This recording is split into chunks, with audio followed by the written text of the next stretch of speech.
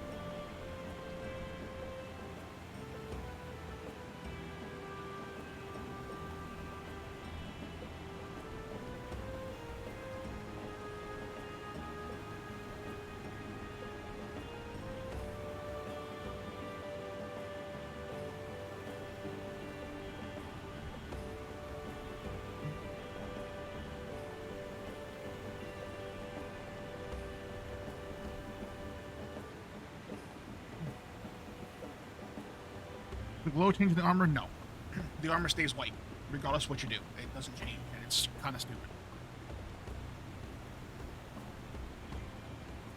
I mean, granted, you could power it up and give yourself some nice, like, 100 stats across the board, but it's honestly not really worth grinding out unless you want the seal.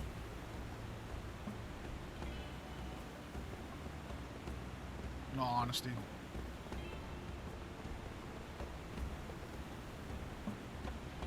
was better off just keeping the one I have for my hunter and not bothering, but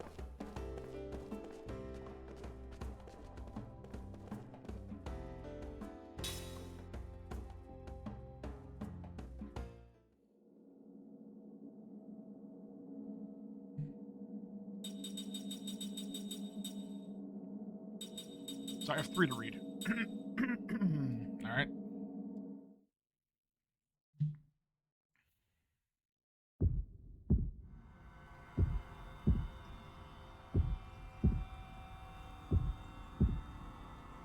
The ramparts will fall to the enemy. It is just a matter of time. They will mount their attack at dawn. Insert joke here. How's it going? Welcome to the stream. The ramparts will fall to the enemy. It's just a matter of time. They will mount their attack at dawn. The main body of the Allied forces has already drawn far back from the front. Only the mercenaries are left behind the barricade. Their orders defended to the death. These men who have gone from battlefield to battlefield know exactly what that means. Hope your night's going well. They just left us here to die. Chuckles the one called Toma, in darkness too thick for a person to make out his own hand. They want us to buy time so the main force can pull farther back. We're supposed to be their shields, performing our final service for our employers. His dry, papery laugh shakes the darkness. Time says nothing in reply. Other mercenaries must be gathered there around them in the blackness, but all keep their thoughts to themselves.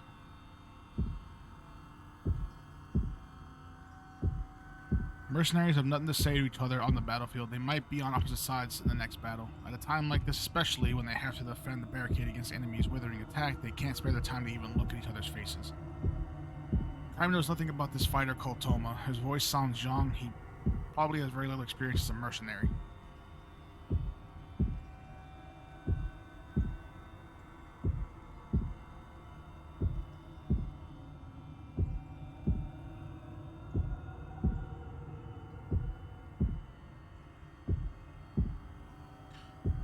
I'm assuming it's insert joke here, right? I don't want to say your name wrong.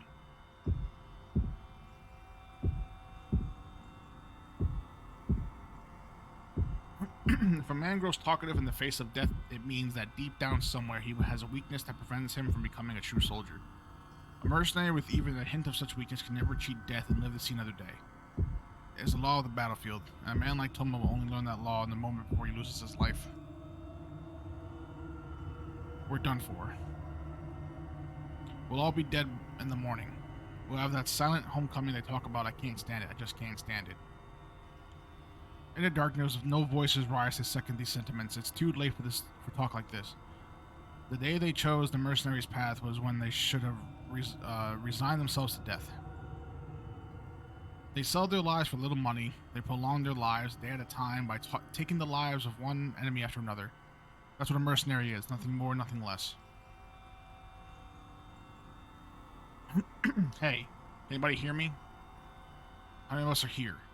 We're all going to die together. We'll just be a line of corpses in the morning. Don't shut up now, answer me. No one says a thing. Instead of voices, the silent darkness becomes to fill with a tangible sense of annoyance. Wordlessly to gather on the battlefield, wordlessly to fight the enemy, and just as wordlessly to die. That is the rule of the mercenary, the aesthetic of the mercenary, if such an expression may be permitted. But Toma has taken upon himself to abandon that aesthetic. I knew it was hopeless from the start. Headquarters didn't know what they were doing. There was no way a strategy like that could work. You know what I'm talking about, don't you guys? We had to lose. Hold up, why is my bot doing a quick rapid fire? Oh, I got 2 bots open.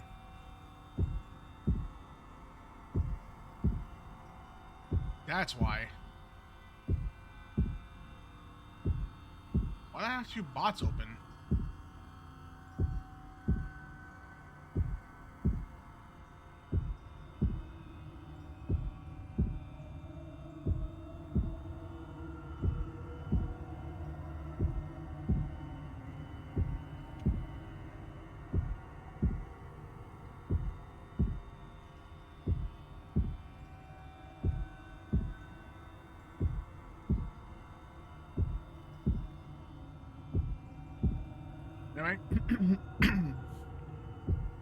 We had to lose. It's a total mess. I wish the hell I had joined the other side, then we could have gotten a mountain of cash for winning. We could have drunk ourselves blind, we could have had all the women we wanted. I could have gone either way on this one, but I picked the wrong side to fight on. Hey you, another voice booms out of the darkness. An angry voice. Yeah, what? Enters Toma. His voice more vibrant now and having at last found someone to talk with him.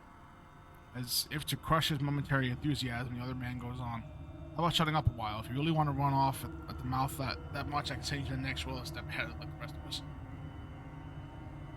I'm sorry. Instantly dejected, Toma falls silent and darkness goes still again. The stillness is charged, however, with a deep tension, far deeper even than before. Then Toma started talking. The veteran warriors know, watch out for talkative men. Being talkative means trusting in words, trusting too much in words. Words are useless in the battlefield. You take up your weapon in silence, you still yourself in silence, you fight in silence, you kill the enemy, or he kills you in silence. All the mercenaries here have lived this way, but all but the talkative one. A soldier who clings too desperately to words may cling just as desperately to something else, to the sweet trap of betrayal. For example, or the suggestion of desertion under fire, or the lure of madness. Kaim has often seen pitiful mercenaries who, unable to endure the terror of being surrounded by the enemy, go berserk and attack men from their own side. Will Toma prove to be another such case? The possibility is great, but no doubt the other men are thinking the same thing too. In the stillness, they turn their gazes toward Toma and they're reserved for confrontations with the enemy. Wow, I had a stroke. Looking for any signs of change in his demeanor. The moment they perceive the slightest threat in him, the blade will silently pierce the left side of his chest. The silence continues. Not even the usual all-night cries of insects can be heard tonight as they were last night. Perhaps the insects knew enough to clear out in advance of the enemy's dawn attack. The thought reminds Kaim that he saw no birds in the area yesterday either. Although animals came to snatch food when the men first built this fortification, there's been no sign of them for several days now. Animals have mysterious powers of foreknowledge that humans have lost. This becomes painfully obvious from any visit to the battlefield. There can be little doubt that the animals have turned their backs on this barricade. Right about now, in some distant forest, a huge flock of blackbirds may be taking wing in search of human corpses to strip off their flesh. It's feast time, boys. They already know, somehow. Once the sun is fully up, the battle will be over. If they don't get there first, they'll lose their feast to a flock from another forest. Their black bodies hidden against the night sky. Those birds now are probably flying for all they're worth. A voice in the night. Toma's voice, weeping. Listen, you guys, I don't know how many of you are out there, but we're all going to die in the morning. Or most of us. Maybe one or two will live to escape. No more. Think about it. Those are lousy odds. We've all been through this before. You're veterans, war heroes, probably not scared, but even so, even if you're not scared, don't you think this is stupid? Huh? Tell me. You've been through a lot more battles than I have, so tell me, what the hell are we here for? We don't hate the enemy. We don't owe the leaders on our side anything, but we got to kill the enemy and follow our leaders' orders. We're still going to end up dead. Tell me, you guys, don't you think it's pointless? Don't you think it's stupid? The only response to Toma is the impatient click of a tongue in the darkness, followed by someone else's sigh of annoyance. I can't take it any longer, says Toma. I hate this. And now he is sobbing. All I wanted was some money and maybe something better to eat and maybe nicer clothes. I would have been happy with that. What a mistake I made. Thinking work like this, I never should have done it. Kaim keeps all his senses open for movement in the night. Aside from himself and Toma, 5 other soldiers are crouching down in the darkness. Not bad. All are experienced warriors. They would not have been able to put up with Toma's whining otherwise. They let themselves get angry and started shouting at him or grabbing him by the throat or wailing away at him. They would have just ended up consuming their strength and energy before their work started at dawn. If there's an assemblage of men who know how to keep their silence, the chances for life are that much greater. Assuming that is, that the talkative weeping man does not become too great of a burden for the rest of them. Still sobbing, Toma continues to curse his fate. Suddenly something is different. Something stirs in the silence. This could be bad, Kaim thinks, sharpening his attentiveness still more. When dawn breaks, Toma will get in our way. Because of him, the possibility for life will wither. The mercenaries know that, and because they know it, they might do whatever it takes for them to secure for themselves even the slightest added chance to live. I don't want to die here, I tell you. Not now, not here, like a worthless dog. You guys feel the same way, don't you? Moonlight shines down from a rift in the clouds for a split second. Toma's tear-stained face appears in the darkness. He's even younger than Kaim imagined from the sound of his voice. He's practically a boy. Clouds hide the moon again. Is it really? Damn, that show was so long ago. The clouds hide the moon again, and thick black darkness unfolds everything once more. I watched that when I was younger. 20 years ago, I was 13.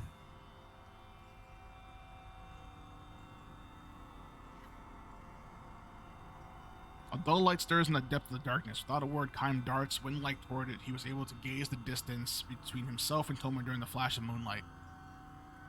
Kaim grabs Toma's arm. Something hard falls to the ground. The dull light flashes again, this time at their feet, and melts again into the darkness. A knife. Driven by the fear of death, Toma was trying to slit his own throat. Toma twists away and tries to free his arm from Kaim's grasp, but Kaim chops him in the solar plexus. Without uttering a sound, Toma passes out.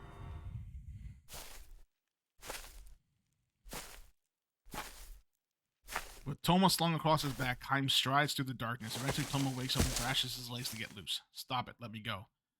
Kaim lowers him to the ground.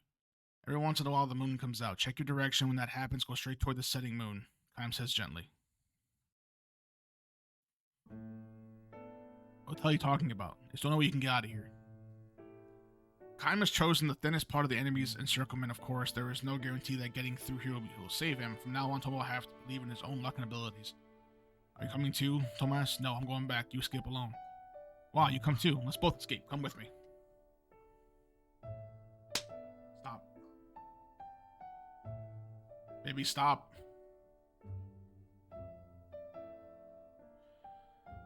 Toma clings to Kaim's arm as if he pleads with him, but Kaim gives him a hard slap on the cheek. The flesh of that cheek is too soft to belong to a veteran warrior. It is the flesh of a boy, a kid. You go alone, but why? To live, that's why. What about you?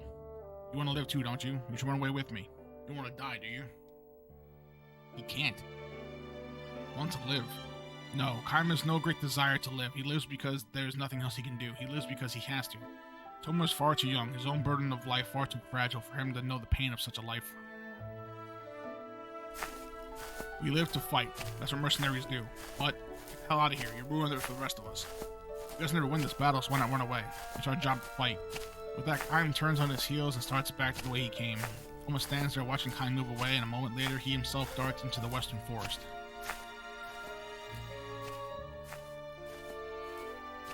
To fight or to flee, Kaim cannot know which holds out the greater promise for life. He also believes it is better not to know, except, hope you make it, boy, he mutters, walking on.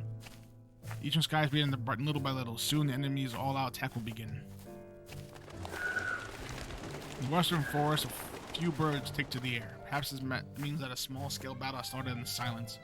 But the poor young mercenary has been felled with his back to enemy. Kaim does not look back or break his stride. He feels certain he has seen that talkative mercenary before. Before the war broke out, the boy was selling fruit in the market along the highway. He was a good boy, took good care of his mother, the women in the market were saying. Live a long, full life, Kaim wishes for the boy. He himself walks on, glaring at the lightning eastern sky.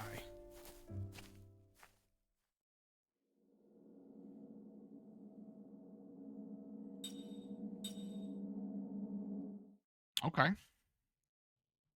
That wasn't that bad. Not as dark as other ones.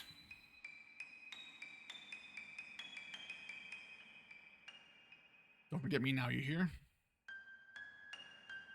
Brother dear, the cry comes from behind as he wades through the post-town's crowds. At first, Kaim does not realize that the person is addressing him, and he walks on in search of lodging for the night. The cry comes again, all but clinging to him. Brother dear, big brother. This is puzzling. He last visited the town 80 years ago. There can't be anyone here who knows him.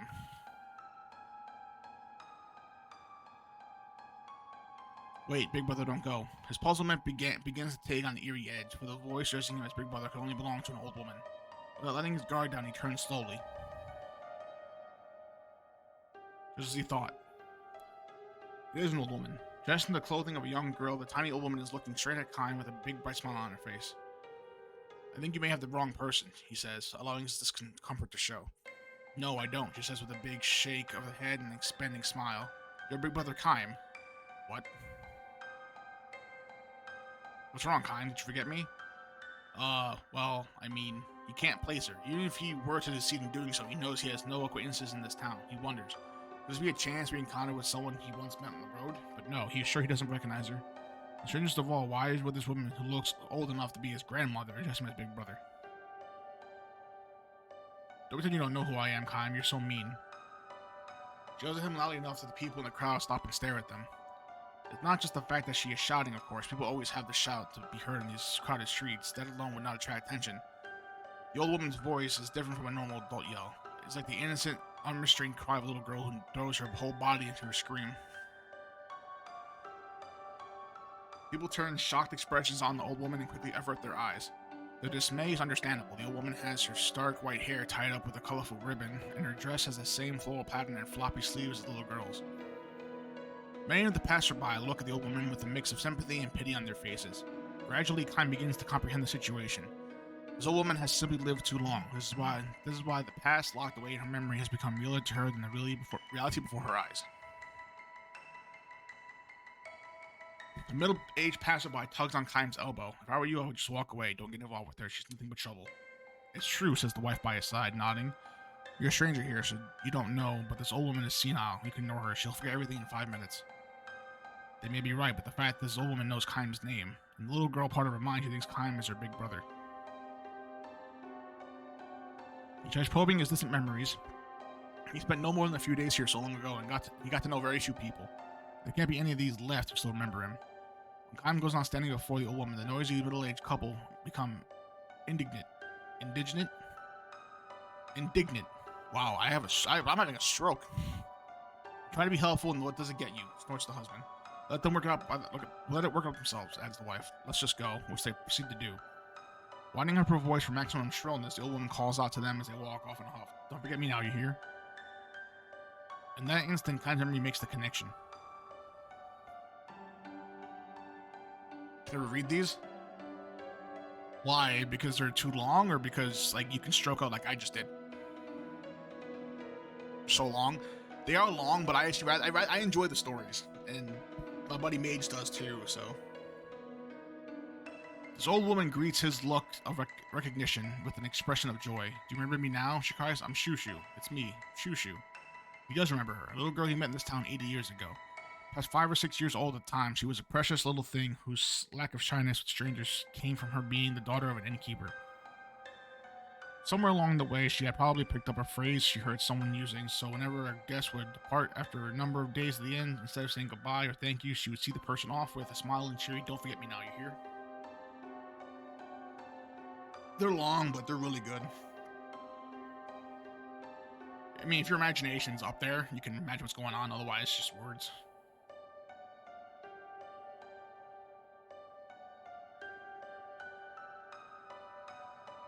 Yeah, it's not bad though. I mean, I read most of them. So I read a good chunk so far, so I probably caught a good hour or two out of it. Only now, when he is suddenly able to see the girl beneath the wrinkles, Kai must avert his gaze from the old woman's face. What's wrong, big brother? He cannot bring himself to look directly at Shushu's vacant stare. 80 years have gone by. What can they talk about when a man who never ages meets a little girl from the distant past who has aged so much? Let me through here, please. Sorry, let me through here, please. Forcing his way through the crowd, a young man rushes up to where Shushu and Kaim are standing. Great grandmother, how often do I have to ask you to not go out without telling me? At scolding the old woman, he turns to Kaim with an apologetic bow. I'm terribly sorry if she's been a bother to you. She's old and getting senile. Hope you can forgive her. But she's not senile, though. She knows who Kaim is. Shushu herself angrily pursues her lips and demands to know. What are you talking about? I'm just playing with Big Brother Kaim. What's wrong with that? She appears to the young man and asks, who are you? The young man turns a sad gaze on Kaim and begins to apologize again. With a pained smile, Kaim stops him. Kaim knows that at times it can be sadder or more heartbreaking for a life to be prolonged than for it to be cut short. Sad and heartbreaking though a life may be, however, no one has the right to trample on it. I mean, this game itself is fantastic. It's a phenomenal game. And people just kind of overlook it because they didn't know it existed.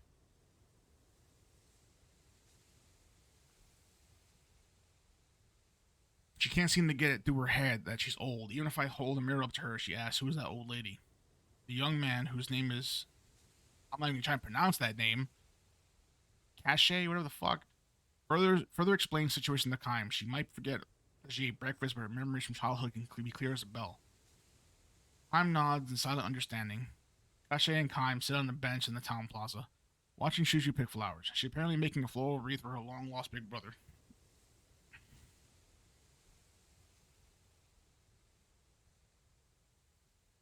Oh yeah? How much? I got this for like $30 on Xbox Live. But no, but really, sir, do you have time for this? Weren't you in a hurry to get somewhere? No, I'm fine, don't worry. Thanks very much. He smiles for the first time and says, I haven't seen her this happy in ages. The young man seems convinced that his great-grandmother has encountered in Kaim a person who resembles someone she knew as a child. Kaim allows him this. He knows that Kashia cannot and need not imagine the existence of a person who never ages. See, I had it originally on disc, but for some reason my disc 4 was not loading properly, so I couldn't really finish it, so I had to get it digitally. Her health has really deteriorated lately. Whenever she runs a fever, we wonder if this is going to be the end for her, and we prepare for the worst, but then she springs right back. Sometimes we joke that her mind is so far gone she's forgotten to die.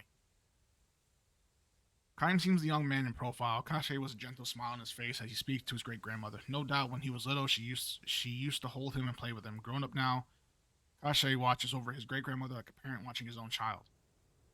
He calls out to her. That's nice, great-grandmother. I haven't seen you wave flowers together like that for a long time. So what's your opinion on the game? Do you enjoy it? Or is it one of those games where it's like, eh? I know some people like really do enjoy this game. Some people don't like it. Some people don't know it exists. Some people are just like, whatever. Squatting in the grass with a fistful of flowers, Shushu answers, that's not her. I made a wreath for him yesterday. And she says to Kaim, isn't that right, big brother? You wore it in your hair for me, didn't you? Kaim cups his hands around his mouth and calls back to her. I certainly did. It smelled so nice. Shushu's face becomes a mass of joyful wrinkles. Overcome with emotion, Kashay bows his head. Kaim asks Kashay, are you the one who takes care of her? Me and my wife, Cynthia. How about your parents, or even your grandparents? Are they still living? Kaim shrugs and says, I'm the only member of my family left alive. His grandparents both died in an epidemic 20 years ago. His father lost his life in the war that enveloped this area 10 years ago. His mother, Shushu's granddaughter, aged more rapidly than her own mother, and the lamp of her life was snuffed out 5 years ago. So my great-grandmother has had to keep holding funerals over the years for her children and grandchildren. Before we noticed, she had become the oldest person in town. It must be lonely living that way.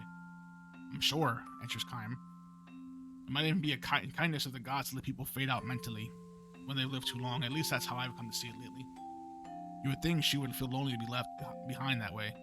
But it's not lonely at all. To live long means you have a lot of memories. Maybe it's not such a bad thing to live in the world of your memories during the last days of your life. Shushu stands up, her arms filled with flowers. Big brother Kaim, I'm going to make a floral wreath for you right now. If I have any flowers left over, I'll make one for this other person too. Kaim and Kashay look at each other with bewildered smiles. Why are you smiling like that? Shushu asks. Are you two friends now? She opens her wrinkled, ringed eyes with a wide surprise, gives the two men a joyful smile, and collapses into the grass.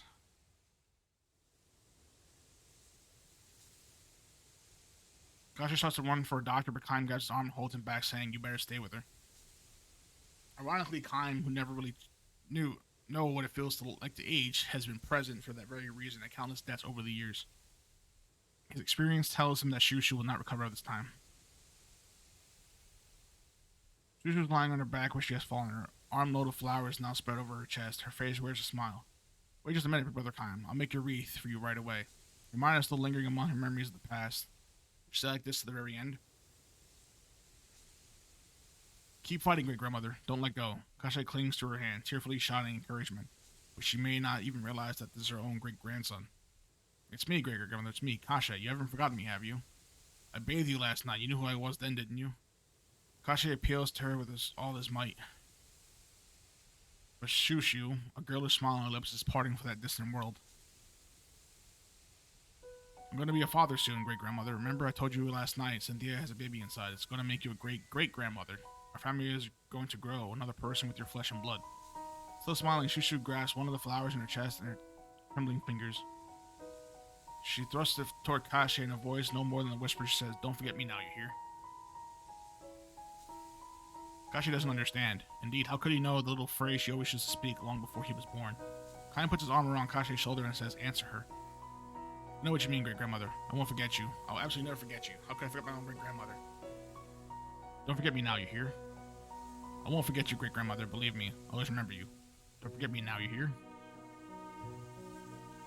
Shushu closes her eyes and lays her hand on the flowers of her chest as if groping there for something. She seems almost to be trying to find the door where the memories are sealed. A soft breeze moves over her. The flowers adorn her chest, dance in the wind along with the memories. Surely among those memories is the time of 80 years ago. Time snatches at one of the petals dancing in the wind and closes it in the palm of his hand. Shushu will never open her eyes again. She has left on a journey to a world where there is no past or present. The only one she has left behind are Kaim, who will go on living forever, and Kashe, who is about to welcome a new life into the world.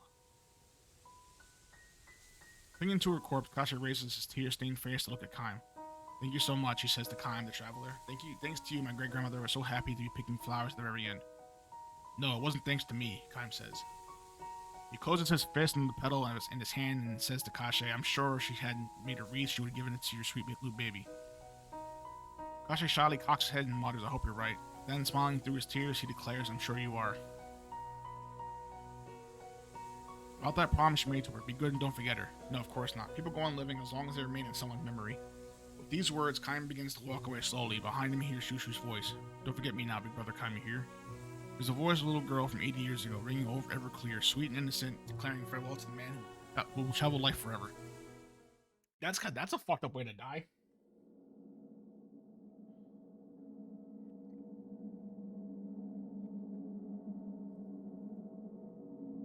So she held on to life just to see Kaim again and died again. Like, that's...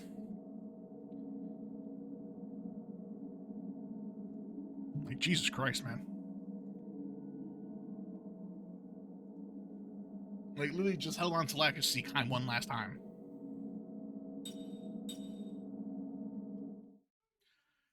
Letters from a Weakling. Alright, let's see how this one goes.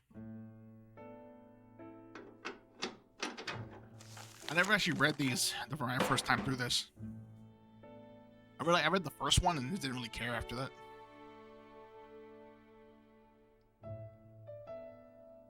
Once there was a woman who came from a foreign land to marry into an old family.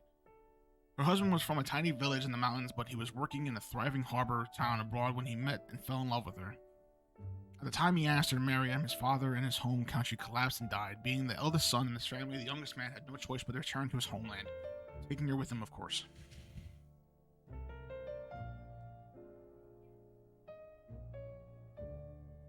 Go ahead and save the game. It's Camera Obscura in Fatal Frame.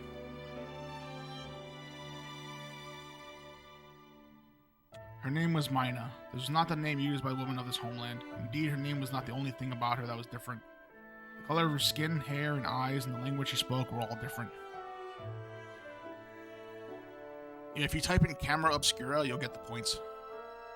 Had the young man's hometown been a harbor city where people of many different lands crossed paths, there would be nothing unusual about this. In such places, there were any number of homes that welcomed foreign men and women into their family, generation after generation. But this is about as deep in the country as you could get, the young man told Kaim, sighing on the night he made Mina his wife. Kaim had rushed here all the way from Harbor Town in the far country to attend the wedding. At the banquet, the young man had given Kaim a look, and the two had slipped away from the festivities. They were standing in the garden looking up at the night sky. When the eldest son marries, his wishes are of no importance. What matters is family. The two families negotiate the engagement, and a bride is chosen who is acceptable to the groom's parents. That's how it was with my parents, and my grandparents did the same. I know what you mean, Kaim said with a nod. Judging from the formal wedding ceremony, it was easy to imagine the highly conservative nature of the area. Just as easy to imagine that the relatives had not welcomed Mina into the family.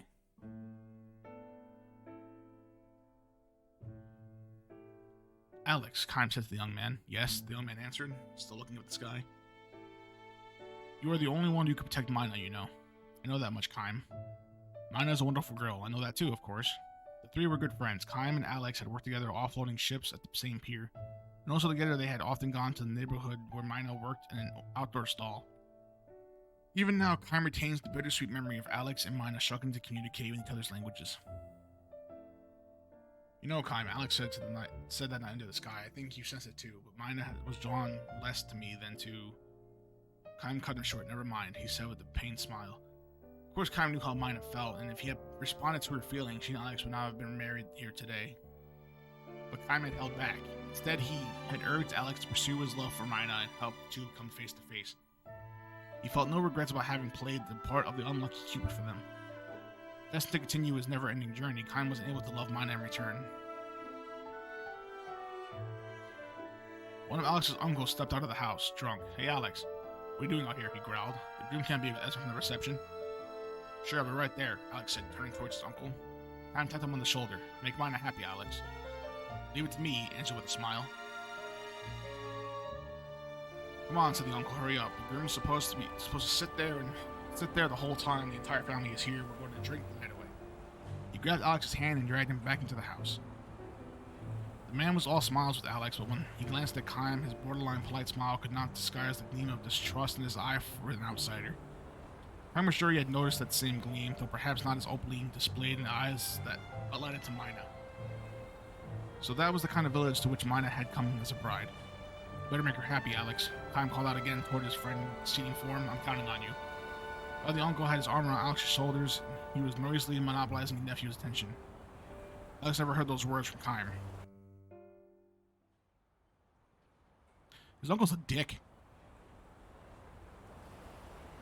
It was 3 months later when Alex came to visit Kime at work on the pier. I'm in town on a buying trip, so I thought I'd stop by and say hello," Alex announced. Judging from the fatigue evident of his friend's face, Kime had a pretty good idea of his real reason for coming here. As casually as possible, Kime asked, "How is Mina doing?" A feeble smile, Alex replied, "After the wedding, things happened." Mina had been accepted neither as a member of the family nor as a resident of the village. There were too many differences in daily customs and culture, but the one thing that made Mina too different for the tiny village was the brown color of her skin. But they're racist. If only she could speak with people. Mina is trying her best to learn our language. My mother and the other relatives make no attempt to learn hers, not so much as a good morning or a thank you. They insist it's up to the daughter-in-law to do all the adapting. Still, Mina was working hard to draw closer to Alex's family and birthplace. She would be the first one out to the fields in the morning, work without a break until the sun went down, and do sewing until late at night. She would try to talk to people in the local dialect that Alex had taught her, using gestures and body language, and she would apologize profusely, with abject smiles, whenever she failed to understand what they were saying. Kime could easily imagine Mina going through those exertions, which made Alex's report all the more painful to him. "You should come to visit us now and then, Kime. Mina would love to see you, too." Kime responded vaguely with a silent nod, when Alex added, "I want you to come and cheer her up." He said nothing in reply. "What's wrong, Kime? Are you angry?" "I'm not going to visit." "Why not?" "You promised me you'd make her happy, remember? We agreed that you're the one that can do it. But still, sorry, I haven't got time for this. I have to get to this ship loaded before it sets sails at sunset." With this curt dismissal, Kime turned away and continued working. Alex stared at him from behind, looking frustrated and confused. Kime would feel his friend's gaze on his back because he could feel it. He kept working without another backward glance. Eventually, Alex gave up and left. Neither man spoke words of farewell.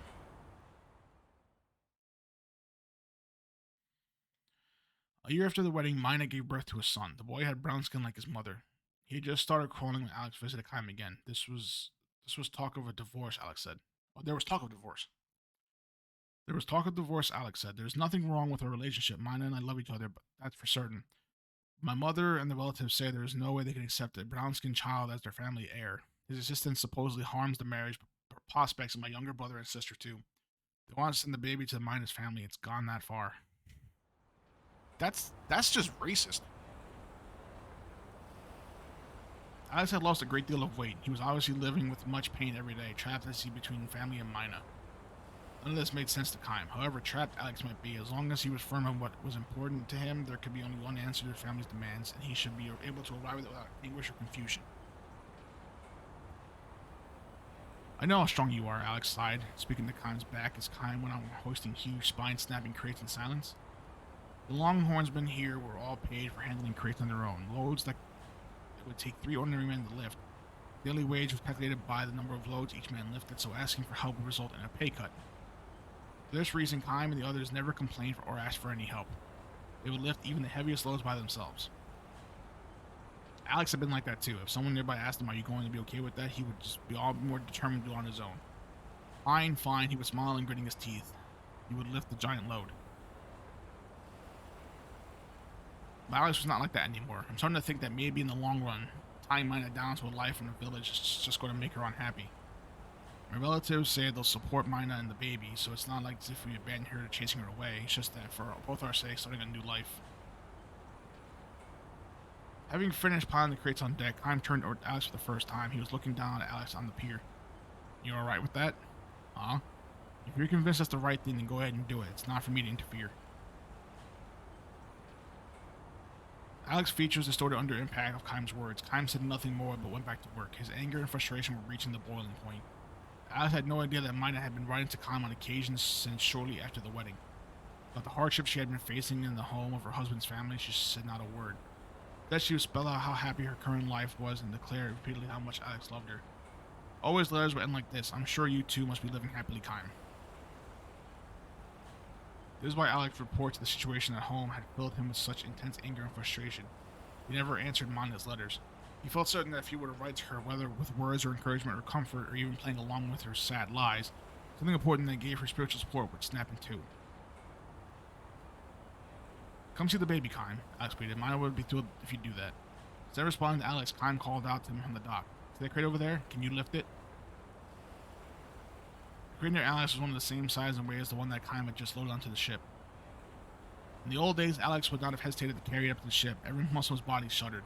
Now, however, Alex gave Kaim one timid glance and smiling to the side and hide his embarrassment, said, "Only not me."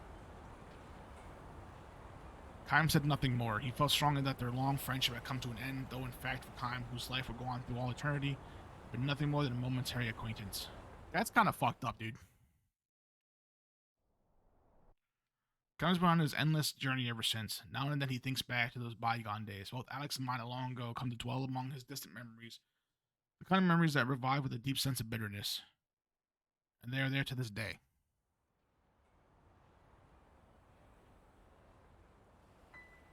Alex made his third trip to see Kaim a year after the baby was born. "Hey, Fizzy. May you do a shout out for me, please?" Alex made his third trip. Right. Having wasted away to a mere shadow of his former self, Alex stared vacantly at Kaim, and his voice lacked all intonation as he announced Mina's death. She had killed herself.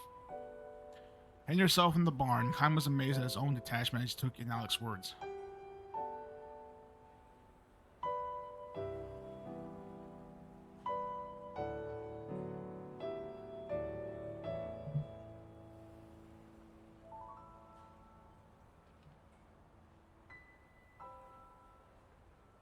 Never mind, I got it.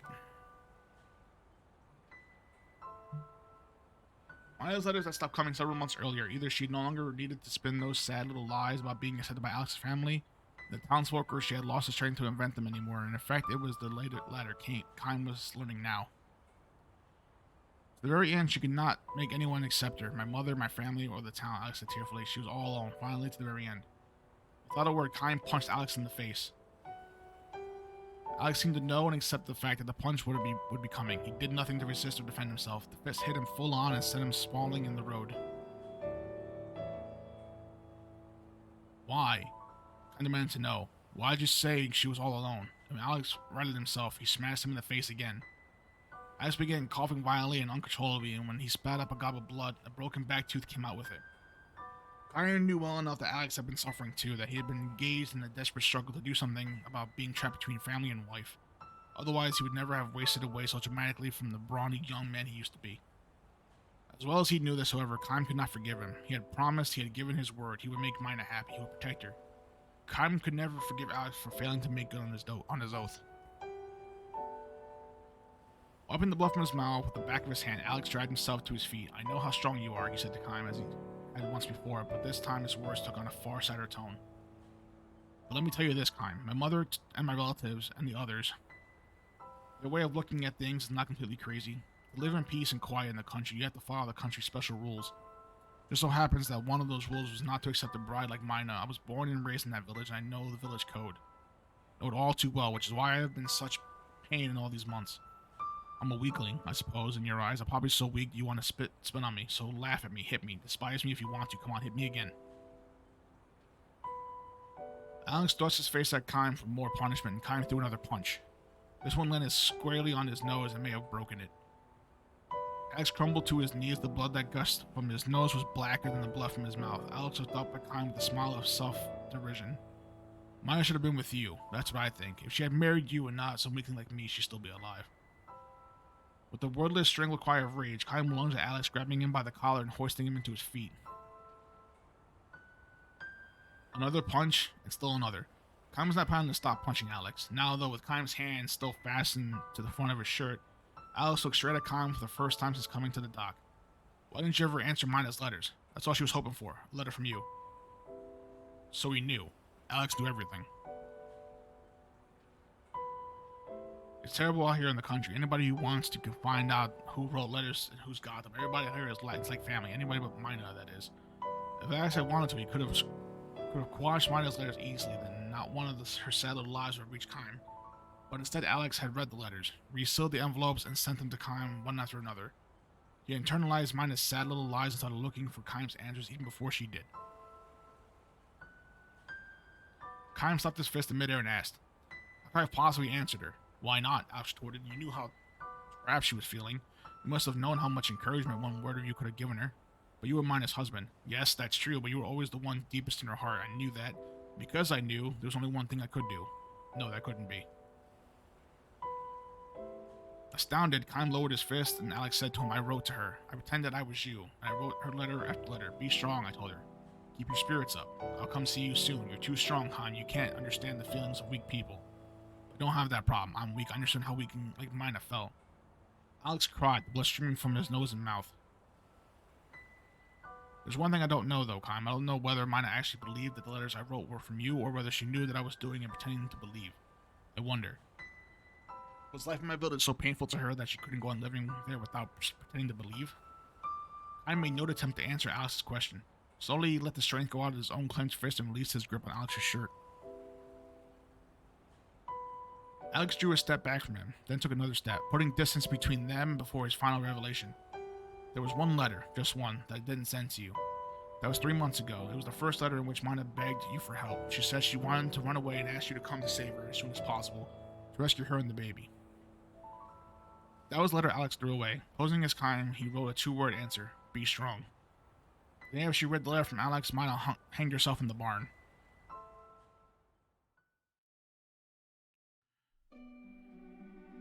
Kime stood rooted to the spot, crestfallen. This left him momentarily defenseless.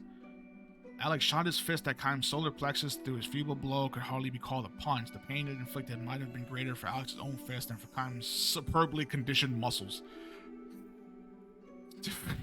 What an idiot I was. Be strong. Such words might have meant something to somebody like you, but to burden a weak person like Mina with them, no, they could only break and crush her. Alex gave another cheerful, self-disparaging smile and thrust his face toward Kime. "So hit me. I don't give a damn. Hit me all you want. Beat the hell out of me. Let me ask you this, Kime. If I had sent you the last letter to you, would you have finally answered that one? Would you have been able to accept Mina and her old weakness?" Kime did not know how to answer this question, nor did he raise a clenched fist to Alex again. So ended the story of Kime and Alex. Alex turned and walked away, but Kime could not bring himself to call out to him. He stood there, drained of all emotion, and watched him go. Alex did, however, turn to face Kime again when he had put enough distance between them so that Kime could barely make out his voice. "I can tell you this much, Kime," he shouted. "I'm going to raise that boy of mine and make him into a man of my village. I may have been too weak to be a husband, but as a father I'll do better. I'll make him happy." Kime returned his words with a silent nod. Alex allowed the hinted smile to show on his badly swollen face. He then turned on his heels once more and strode away. Kime never saw Alex again.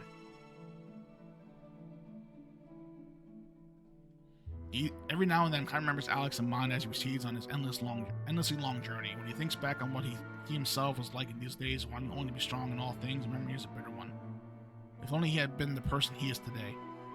The Present-day Kai would not have rejected such human weakness. Now he can accept the fact, sometimes with a pained smile, sometimes with genuine heartbreak, that everyone is weak.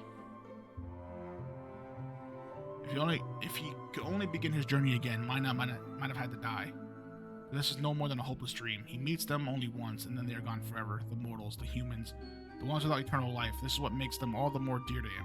This is what makes his breast burn for them. Okay, buddy. Hey, yo. Aware now that he has failed to love human weakness throughout his battles and his wanderings, Kaim turns his steps towards Alex's old village. Alex himself, of course, is long since dead, but Alex's descendants, he can tell at a glance, they have brown skin. Brown-skinned youths are the ones in charge of the village festivals. Brown-skinned old women teach girls how to weave full decorations. Brown-skinned children and those who are not brown play together in all innocence, free of care. Perhaps this can comprise a tiny epilogue to the story of Alex, Kaim, and Mina. The graves of Alex and Mina lie side by side atop a low, windswept hill. Kaim picks flowers from the field and offers them at the doomed couple's graves before returning to the road.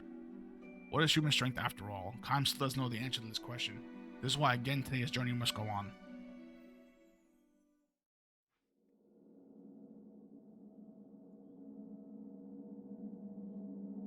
So he just let him beat his ass.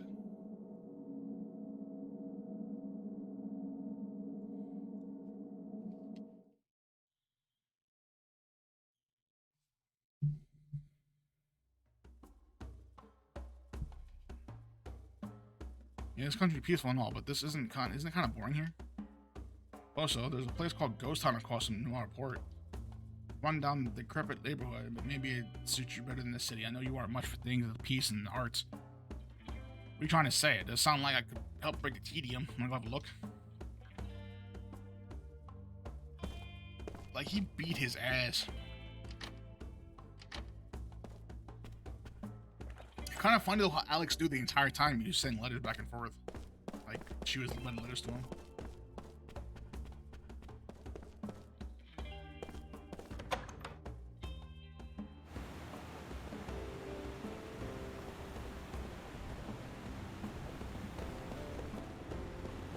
Grease this fruit. How did I miss that?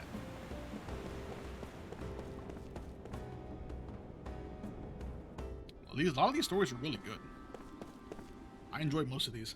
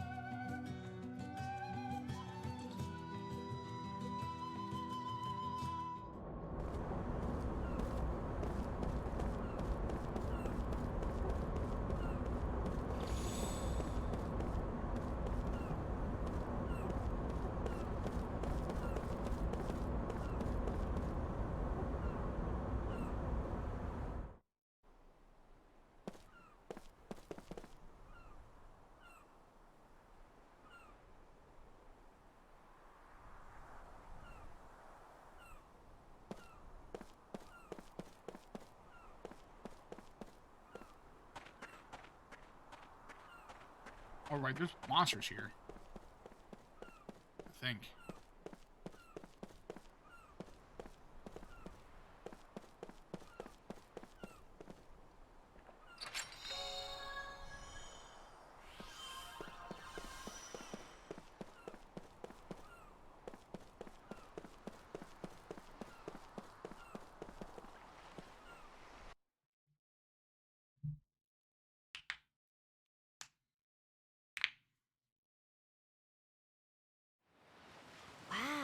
That's an unusual color for a flower. Whoa, no kidding. Girls like flowers. Hey, mind letting me have one? Ow! Don't pick 'em! Hey, you little brat. Next time, say that before you hit someone. You got that, kid? Shut up, you old geezer. Geezer? Old? Oh, I'm going home. Did you plant these flowers? Nuh-uh. They're just flowers that grow around here. Mom says they're really rare. What are they called again? Oh my god, this part is What so you said. fucked. Mom loves I these just remembered this flowers. part. They never wilt. She says they make people happy too. Mom feels sorry for them since they're so pretty. And people just pick them whenever they want. You know, I bet there are lots of people out there who would. Mage, if you thought the flowers first they story knew was in the would make fields, them man, this happy. part's even worse. It's because they're growing here that makes you happy. You're right. You know, if you leave them here, then they can make everyone happy. You're the only one who's ever said that. You must be a good person. Well, thank you. What's your name? I'm Cook, and this is my little brother, Mac. Cook and Mac. Gotcha. I'm Seth. Nice to meet you. Yeah, it's bad, bro. Time? Kind. Hey, snap out of it, buddy. Cut it out. We're pals now, right? Hey, you're giving me that look again. They were blooming What? back then. Back what? Back then? Back when?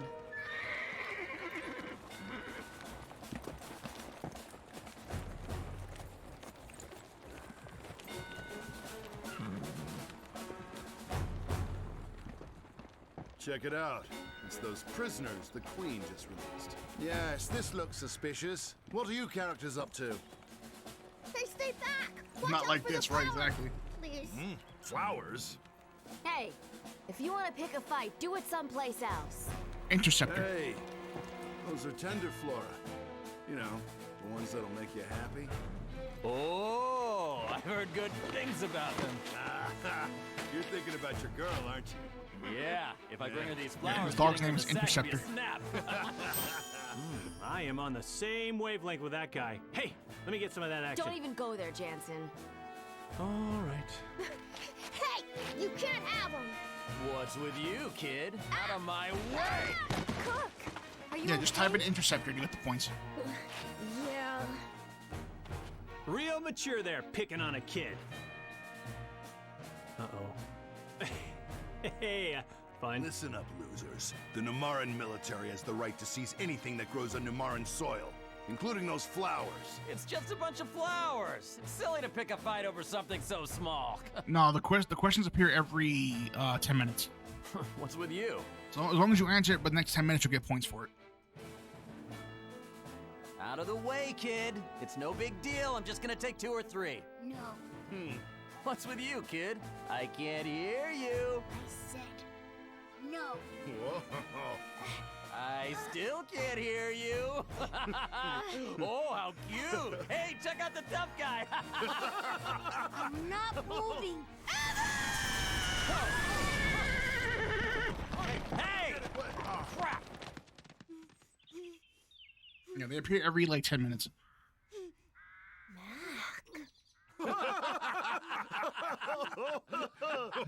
What the hell's got him so worked up? Hey, we could use this kid as the official flower guard. We've got quite a crew of strangers and brats here, eh?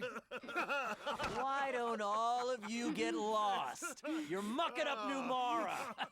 Get your hands up here! You idiots are the ones who should get lost. Your breath is so bad, it wilts the flowers! Cook! Oh, not bad. I like that. Good choice of words. Very nice. Good. Loved it. Hey, you little brat! That's not how you address a Numaran soldier. Just because you're a kid doesn't mean you can get away with stuff like that.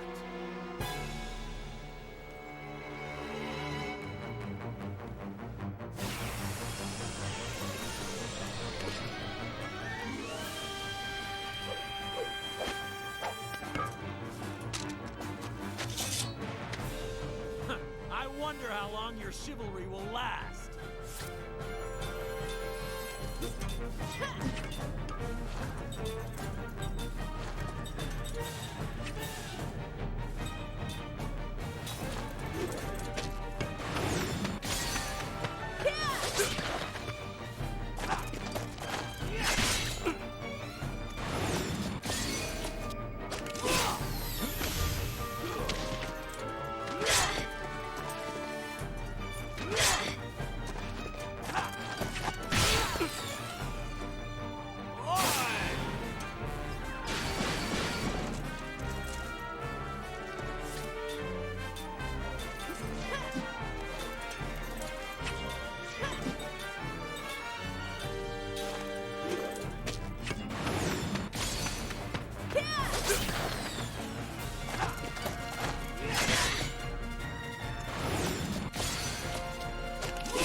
can't be. I'm prepared for it.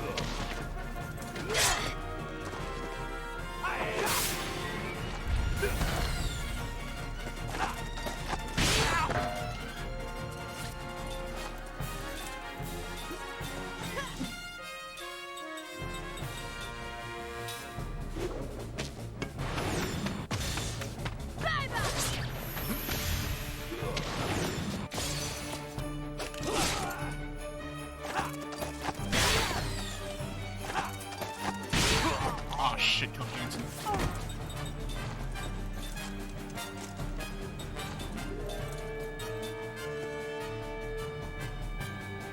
Yeah, that's like what just happened.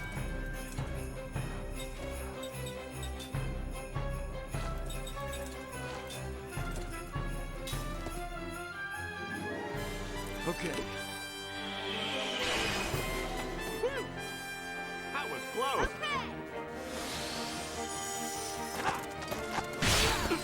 It's fine. Away! That's not fine.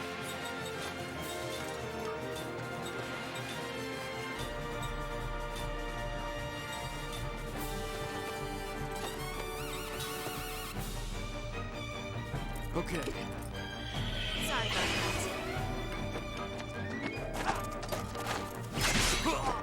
You. God damn it. Away! Bro.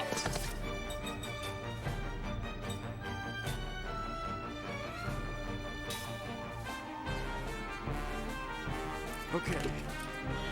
Sorry about that.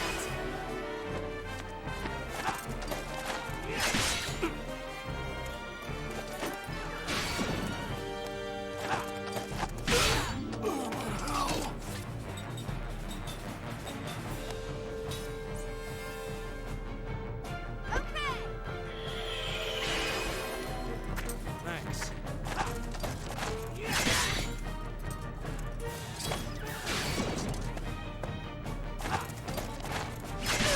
Away! Oh, Jesus fucking Christ.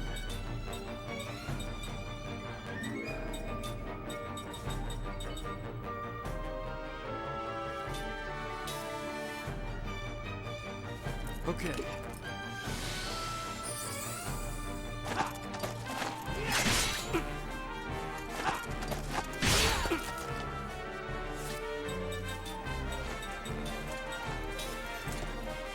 Okay. That was close. Wow.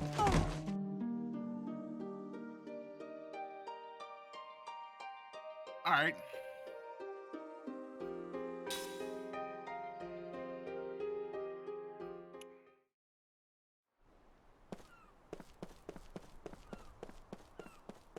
That's fine.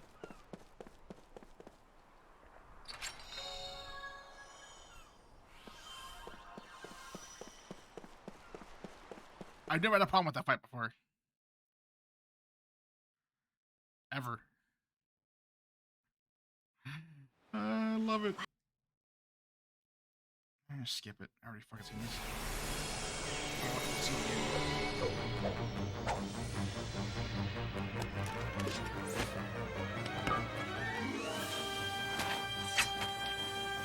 I wonder how long your chivalry will last.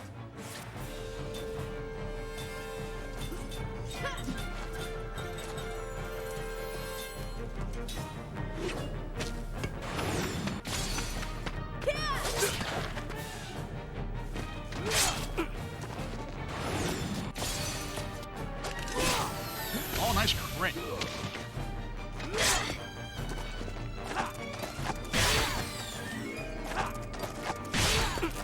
And there it is.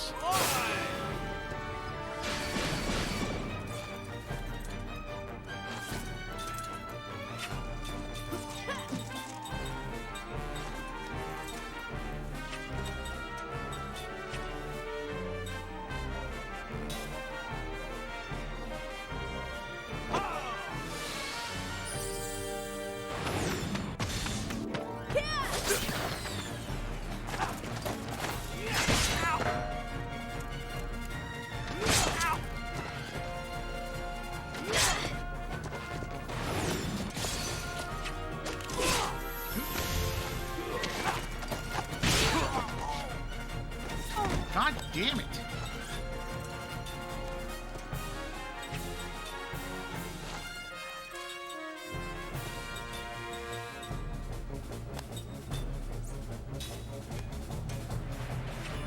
Okay. That was close.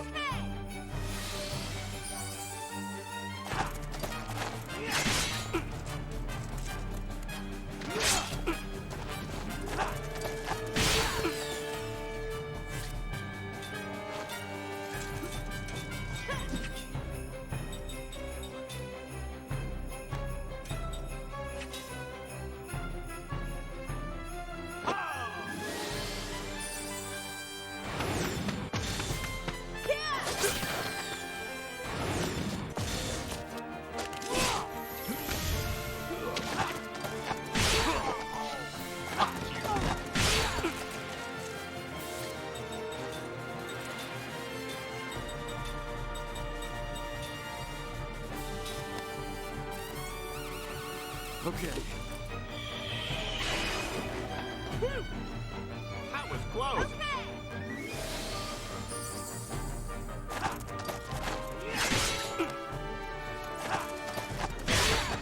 That's fine.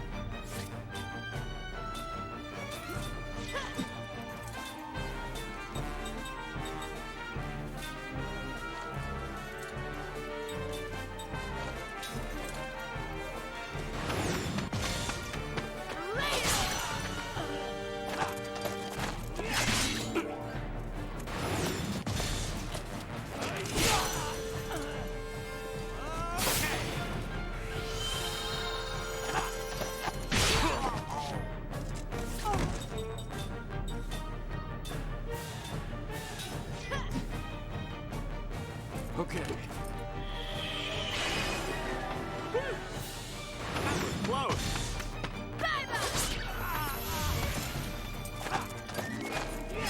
Okay, we're fine.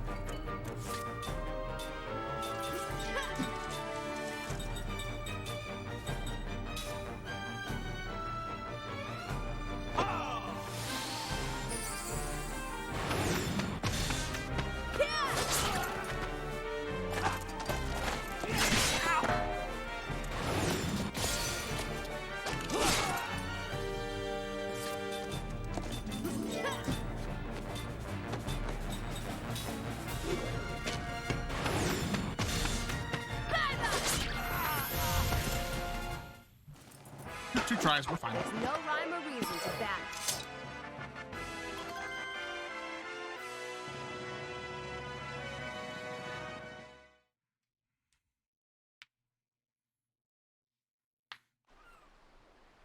No worries, we're good.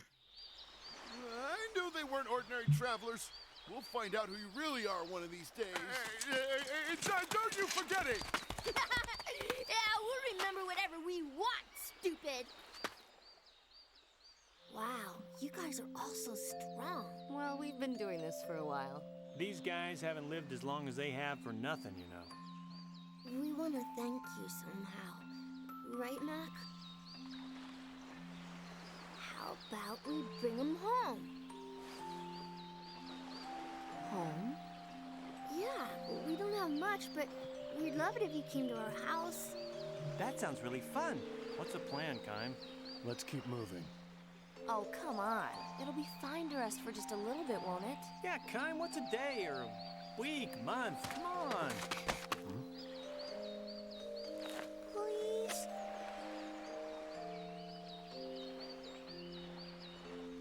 Well, that settles it. Why are you in such a rush? You got nothing but time. Kime.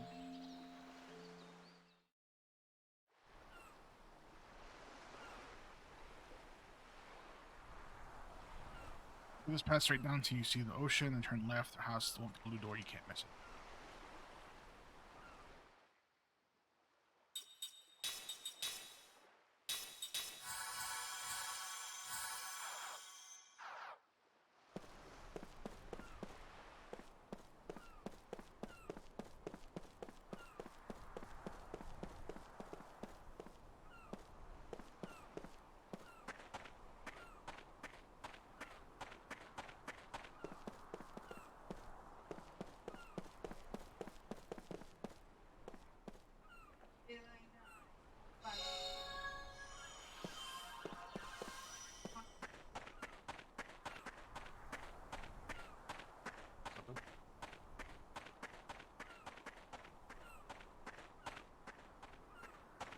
Where's your sn...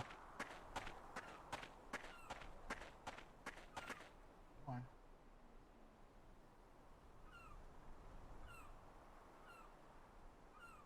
Is that really necessary? Yeah, but sleep first. You do it tomorrow.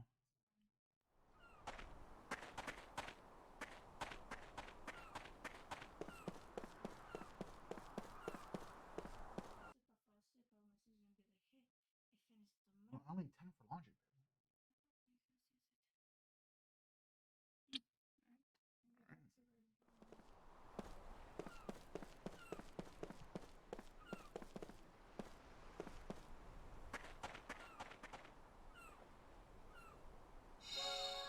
Alright, I'll be around here streaming.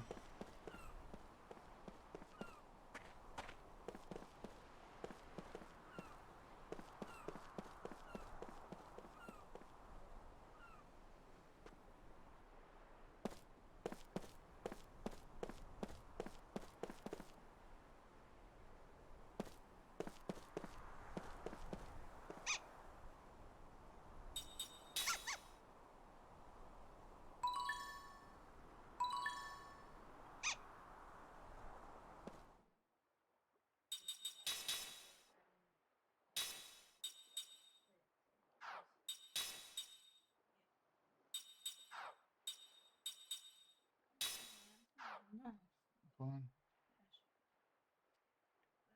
I love it.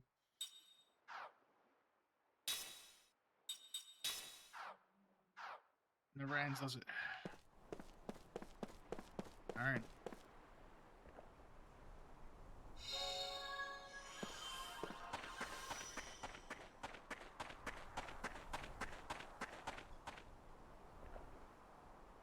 Okay.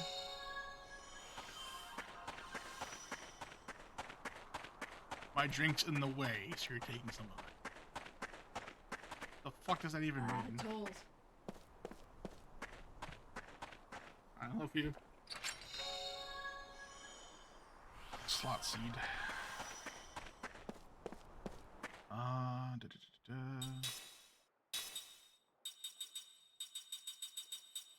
have 4 of those? Jesus.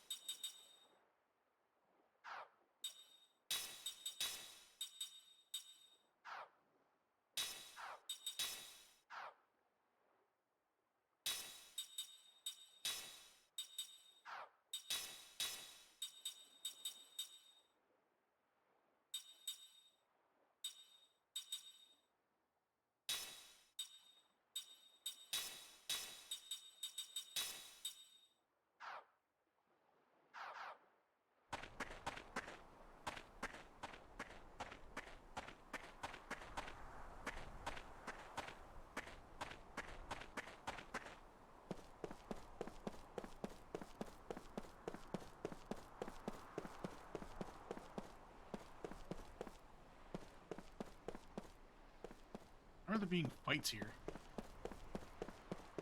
It's not.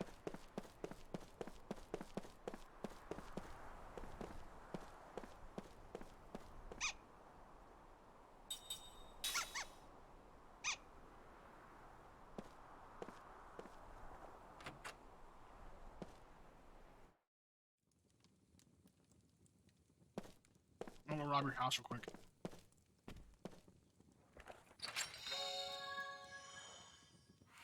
Lolian.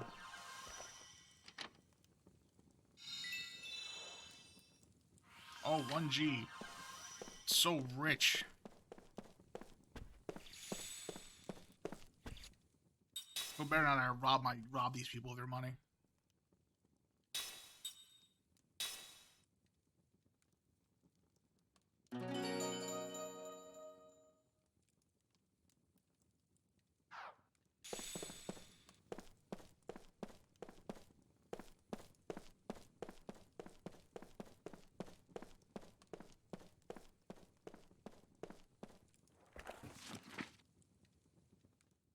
medicine you ordered is in the package. However, I must remind you that this is meant as a pain reliever, not as a treatment for the disease itself.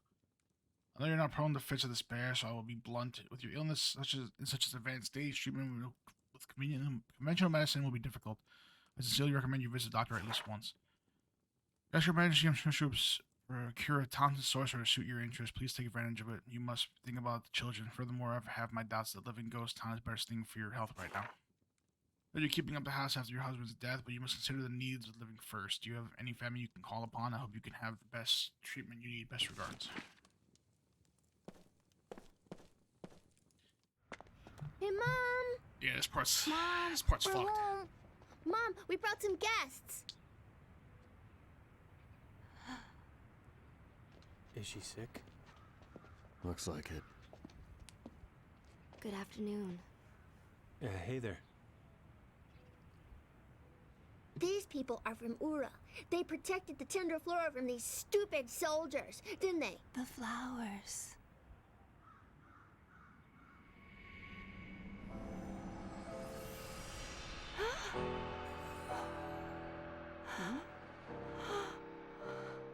Mom? What's wrong? Mom?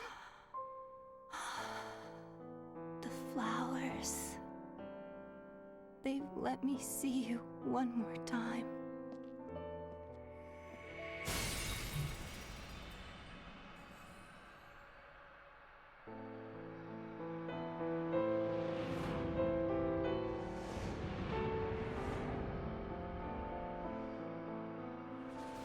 The flowers.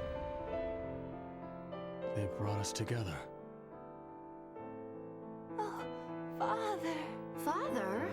What? Father? Liram, is that you?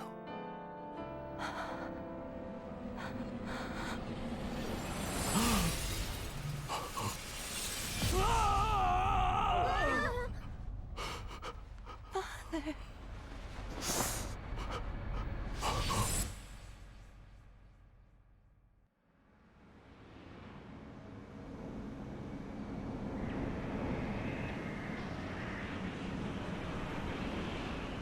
It's always fucking Gongora, man.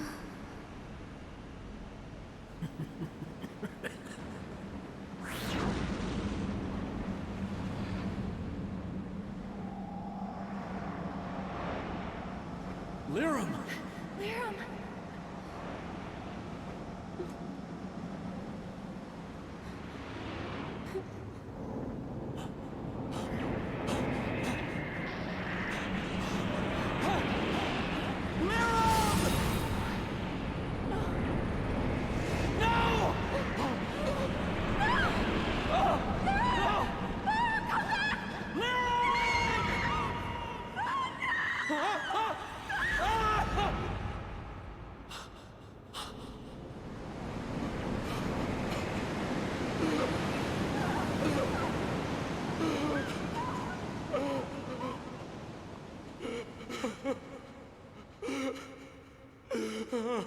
You survived.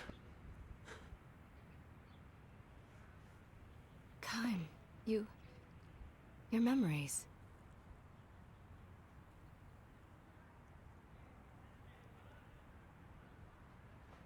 You're right, mage. That's where the fucked up shit happens. What is it? Why are you looking at me? Gongora.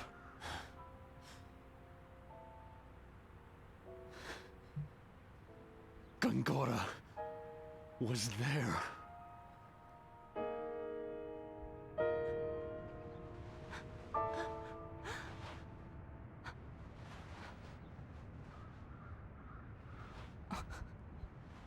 I've missed you so much. I'm so sorry.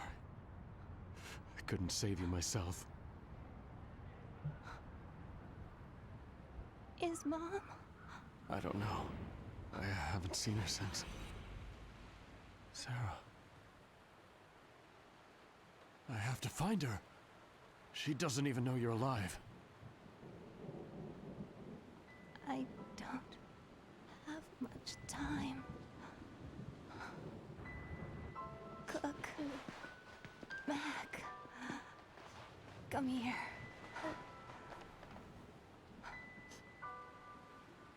Listen, both of you.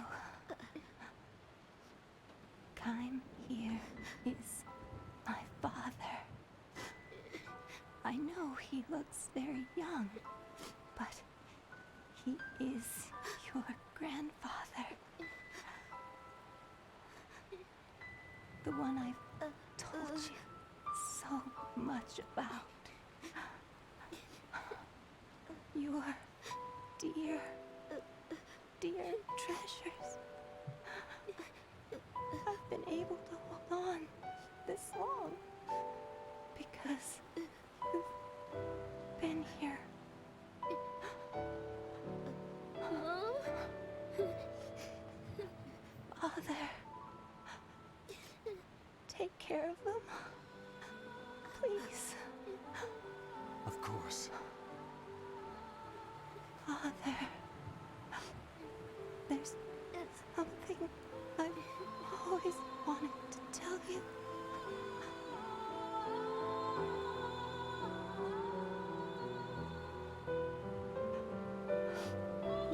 I know, Lirim. I know.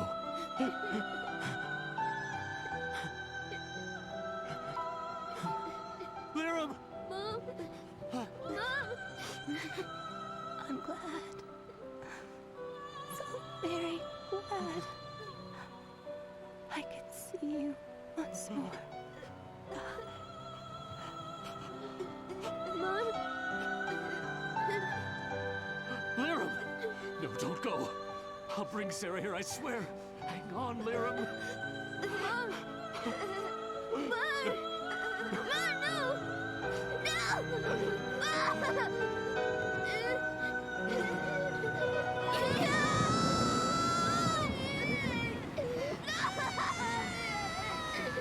Wake up!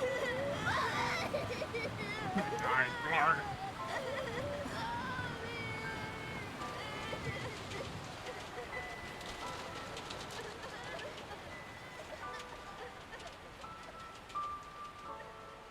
That part's always been fucked up, man. That shit got me when I was younger.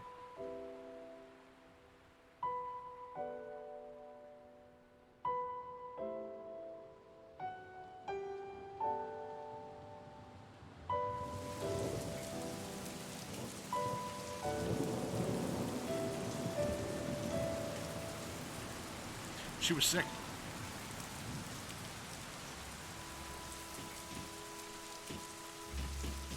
Doesn't really specify what the disease was.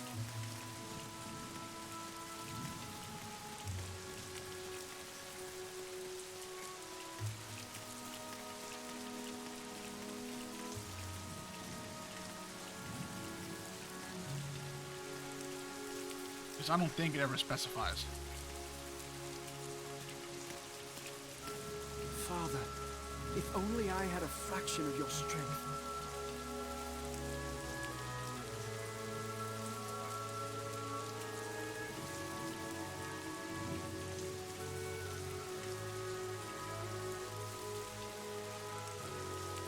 There was still so much I needed to learn from you.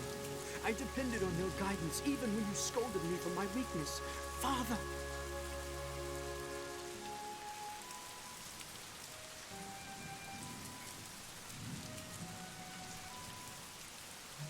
Okay, so apparently Gongora gave her an illness when she was a child. So after faking her death in front of Kaim and Sarah, he made her sick and then just basically said, hey, here's a giant fuck you. When Kaim finds you again, you're gonna die anyway.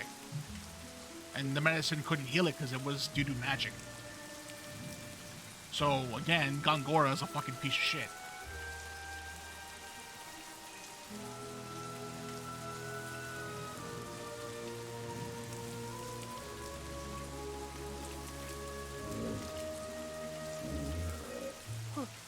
What is this?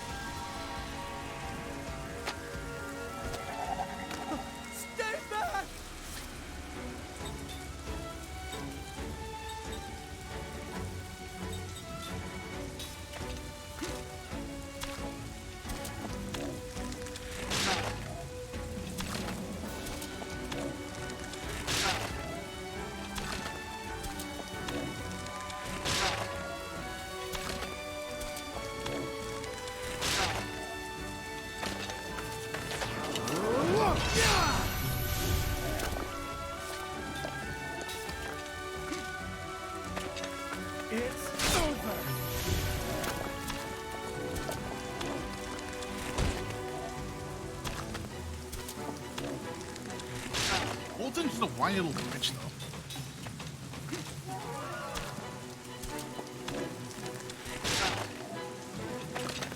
It's over.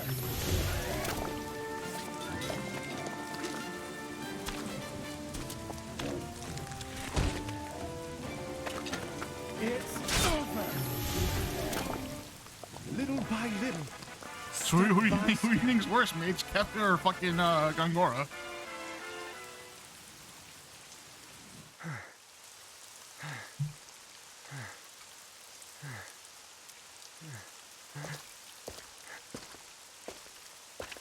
Chairman, you fought rather well.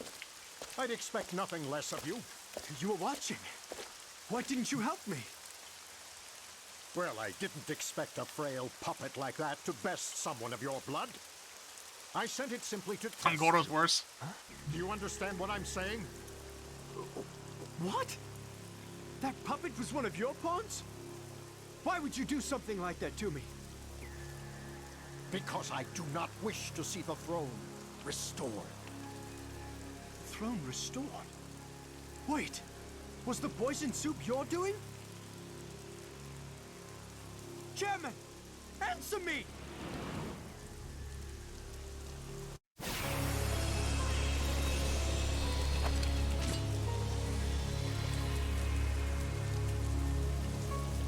I cannot trust Ura to the hands of an incompetent ruler.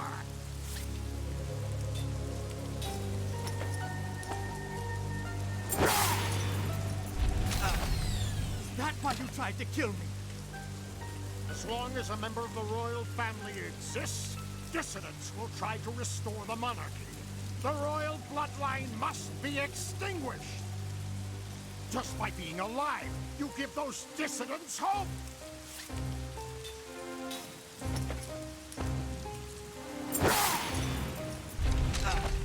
But I do not wish to have the monarchy restored, Chairman.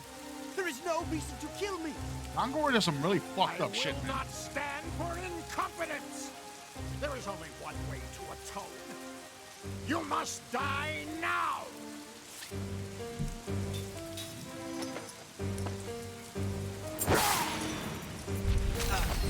Chairman, this is madness.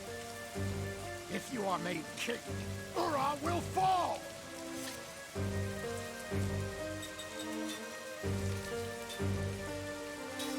I see no other way than to fight. Forgive me, Chairman. Sha!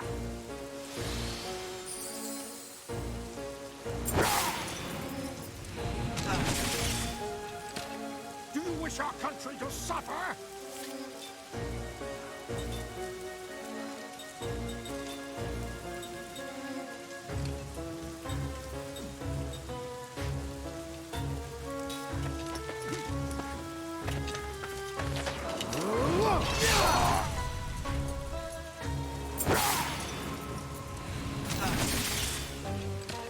Do you wish our country to suffer?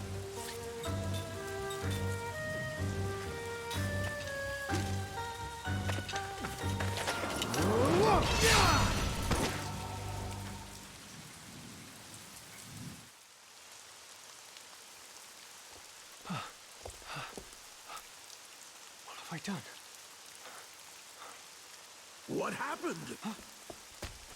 Gongora! Yeah, they don't, but I wasn't worried he was gonna kill me. He's dead? This is one of those fights where it's kind of hard to lose. I think he dies in 2 hits anyway, so I wasn't worried about him doing a cast on me to kill me.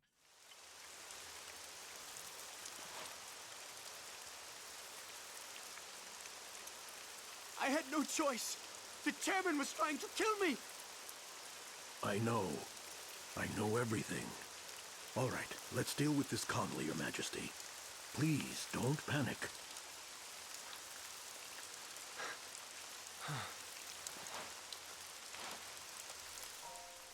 Roxanne visited my manor earlier tonight.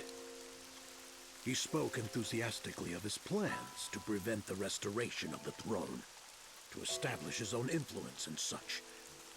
To achieve those ends, True, but he said the then first again, thing when that she had to has be skills done like was double to hit, ensure it doesn't Your really Highness's matter. death. or double and triple I hit. You sense can just peril. infinitely combo And a boss to although death. I am under house arrest, I escaped my incarceration and came as soon as I could. But I was still too late. I would never have expected the chairman to try to kill you, even as deluded as he was. Gongora. Chairman Roxian died in an accident. You always come when I'm in danger. You are the only one I can rely upon. Your Majesty, I believe your late father watches over you and sent me to your aid. Father.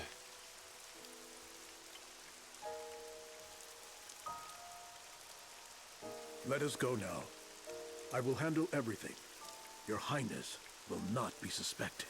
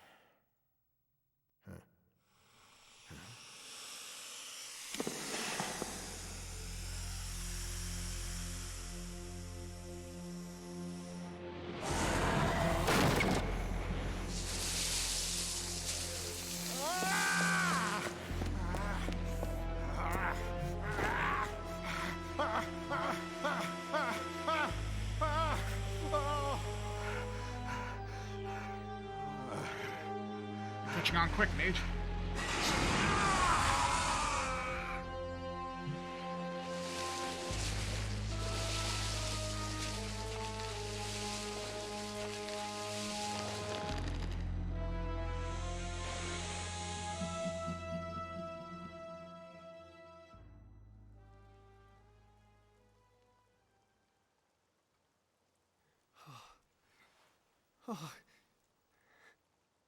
Drink this. It will calm you a bit. Right. Oh.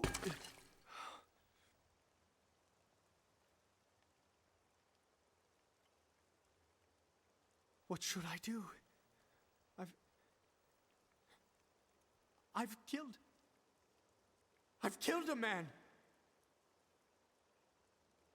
Perhaps your memory is a bit muddled. It was an accident. Chairman Roxian passed away due to unfortunate circumstances. The giant snake, yeah, I know. The chairman fell prey to a sudden illness. It was beyond the doctor's abilities to save him. Leave everything to me. I will announce the chairman's sad demise to the people. No one else will be hurt. No one will question your Highness's integrity, and the chairman's good name shall be preserved. Consider this. If our nation lost both the chairman and your Highness, it would plunge into chaos. If that were to happen, Gotza would undoubtedly take advantage. Gongora can't really transform into creatures, but he can make monsters if he wants to. He's a fucking sorcerer supreme. Yes. Gotza would. Remember, they have plotted against Kent and wore down Ura during the recent war. If Ura were to falter now, it would be an invitation for Gotza to invade. What should I do? There is only one thing your Highness must do, and that is to protect Ura. Me? Yes, your Highness. Like your father, you must lead your people with confidence and conviction. It is your solemn duty to overcome the incident that occurred today. That is true. It is my duty. Gongora, will you stand by me? Always, your Highness. If it weren't for you, Gongora, I don't know what I would do. You sell yourself short. You are an able administrator, and you will one day be a fine king. Now then, today you must rest. Beginning tomorrow, you will be a very busy king.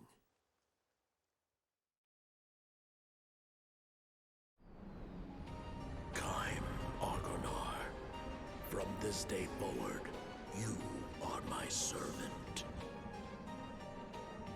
Give me a sign of your fealty.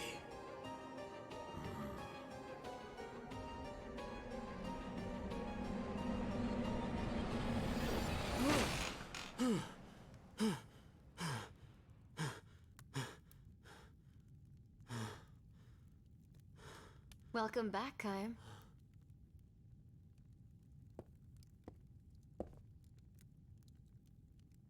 I think I'm gonna be sick. If Gongora wiped out our memories, he must be up to something. So he took our memories, instead of taking our lives. By taking away what was most precious to us, he destroyed our hearts and reduced us to empty shells. If he's willing to go that far, what he's after must be this world. The world itself. Yes. Ridiculous. Me, you, Gongora. I remember 2 others. One of them is Sarah. The other one is Ming, the 1,000-year-old queen who founded Numara. Does she remember? I don't know. When we were released, we only got a glimpse of her face. I'm going to look for Sarah. Any ideas where to start? In my memories. That is true. The way you feel about people is different from memories. Feelings of love become a huge sense of loss when your memories are sealed. Those you've loved remain in your heart. You'll be able to meet her again, I'm sure.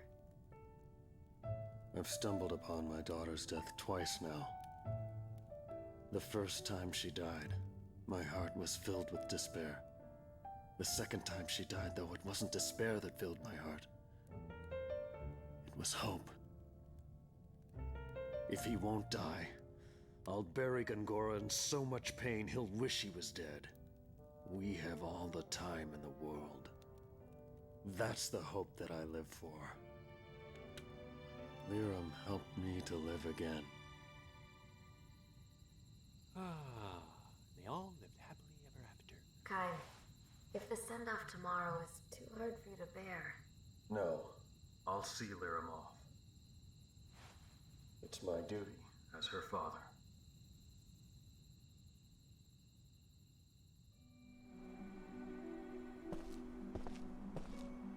Good morning. You must be Miss Liram's father.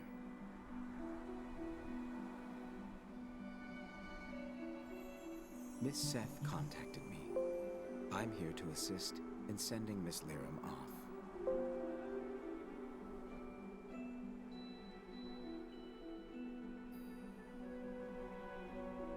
Where's Mom going?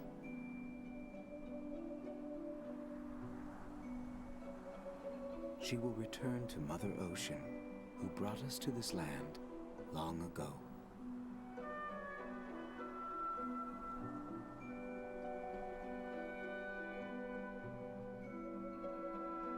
Even though her body goes to the sea, you will still have your spiritual bond with her. Spiritual bonds?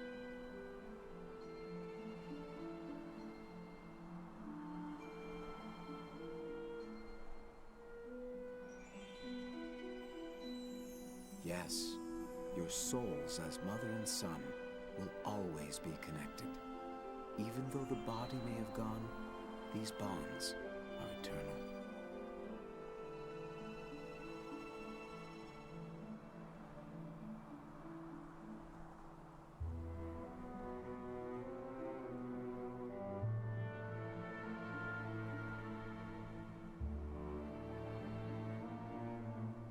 I'll need the family's assistance to give Miss Liram a proper farewell.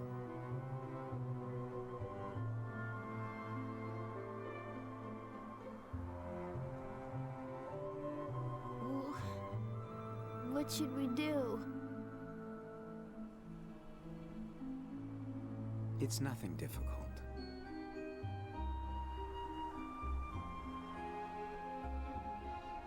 we'll need flowers to adorn Miss Lyrum, and torches to light the send-off flame.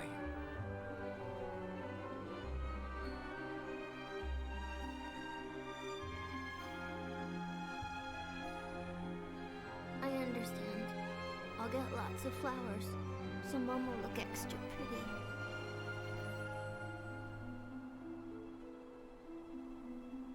Then, if you would take care of the torches, please.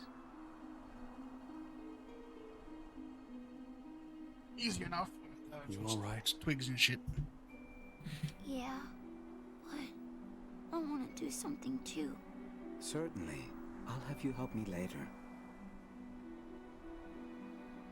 Well then, the first thing is to gather the flowers, please.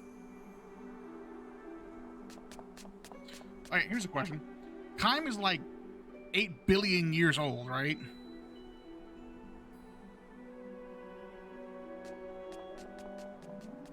How come he has no money? Like, why is he broke?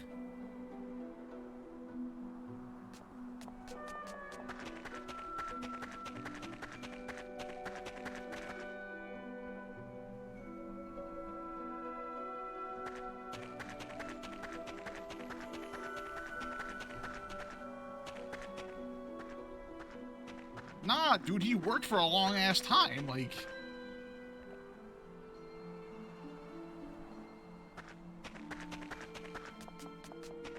which I was like, I mean, that's fair, but you read most of the stories. He worked like the docks, he worked the jobs, like markets and stuff, and he barely sleeps anywhere. Where the fuck all the money go? Hookers? He bought hookers. That's what it is. That's exactly what happened. Calling it now.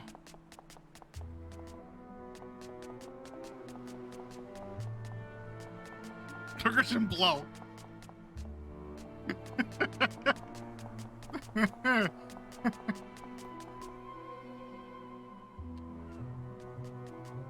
don't think blow exists back then.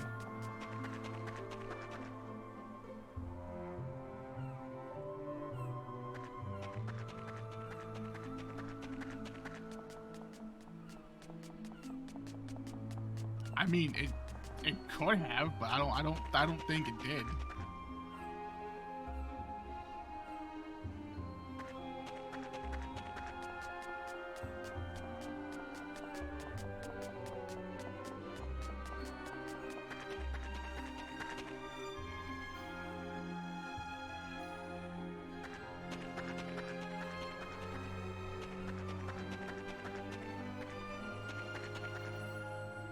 He spent it on hookers and to feel self-worth with himself.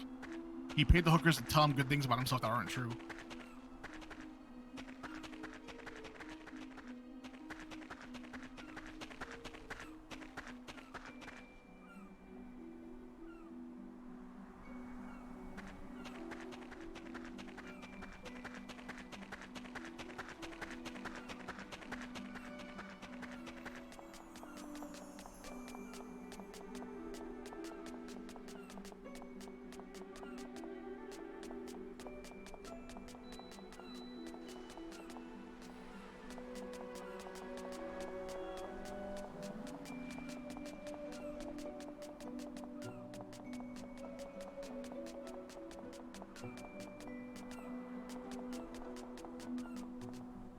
There's the last one right there.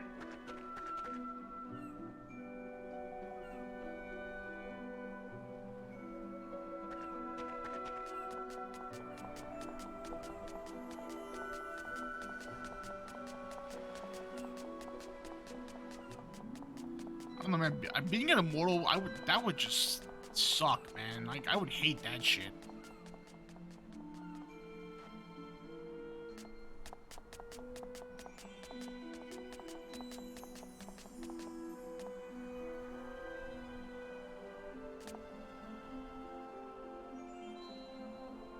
All right, Mr. Kime, please gather the branches for the torch.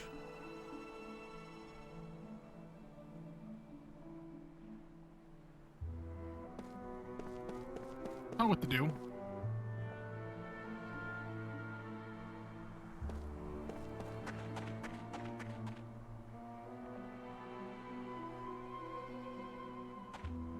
I can kill you with one punch, you know that, right?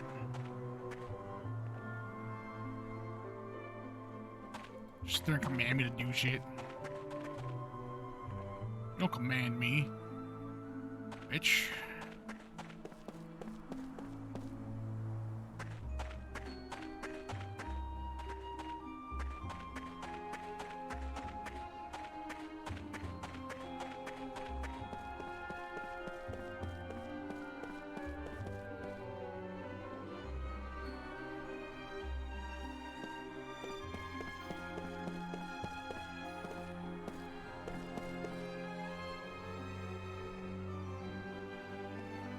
Click on stores to why you're broke. You see, what had happened was there was a giant boat, and then the boat sunk.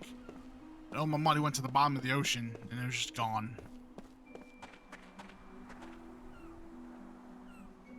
But how'd you live? Mind your business.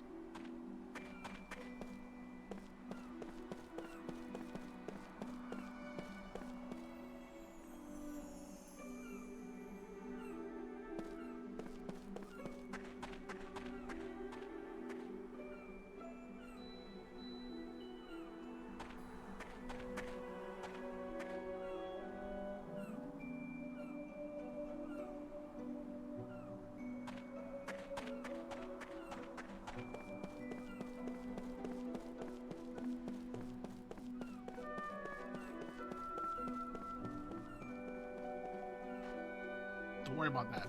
Ain't important. But you said your money was gone. Why do these strange women have all the time? Mind your business. That's how I cope, man. My money's all gone. Everything is prepared for Miss Lyram's send-off. Let us begin. Everyone is waiting to give Miss Lyram a final farewell.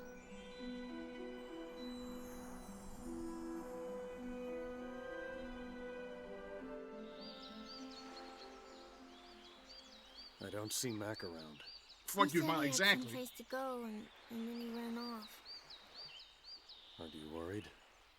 Mac has a lot of guts. He'll be fine. I'm your grandfather. You can call me Grandpa. Even though you're younger than Mom? Yeah. I'll stick with Kine. Saying Grandpa just doesn't feel right. Whoa. Look at that, Seth. Kine's actually being nice. Huh. Well, he is a grandfather with his grandchild. Wow. I guess getting grandchildren can really change a guy. I don't think it's quite like that. I think I've got a pretty good guess where Mac went. Where? To get those flowers. I see. See, for us, we figured that as long as those flowers were blooming, Mom would stay healthy. So you protected them? Yeah. Mac and I, we both knew that Mom wasn't well. We wanted to stay together, even if it was just for a little longer. So we would pray to those flowers every day. Cook! The flowers. I thought I could show them to Mom. But they've already wilted. Those flowers. Wasn't it important to let them keep blooming naturally? Didn't your mother also say that? Well, wilting is something natural too. I thought they would cheer her up. I never let anyone step on them. You dummy. Did you think this would make Mom happy? But these are Mom's favorite flowers. And they were also there when I parted ways with Lyram's mother. Your grandmother. Peppermint. That's The fact fun. that your mother treasured these flowers was probably tied to memories of those times. Don't pray, kid. You have cancer. You have I'm peppermint. sure your Oh, mother you have will AIDS. understand You have your AIDS. Kid, have feelings. peppermint. And I can understand them too. Oh. You're a good person, man. Don't pray, kid. You have AIDS. Here, have peppermint. You're nice too, Kyle. I am. Yep. I thought that about you just now. Is that so? You're paying. Your mom's dead, kids. Go Here, show them peppermint. Delirium back. I can't. Mom. And she opens her eyes like, bitch, I wasn't dead. Emotional about things like this. You failed the test. Well, It's like, Mom, what the fuck? I don't know these things too well either.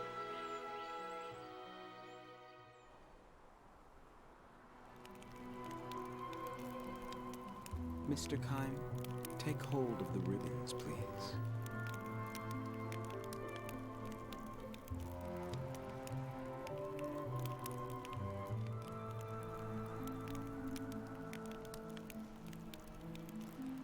These ribbons are the only thing that tie us, the living, to Miss Lyram, the deceased.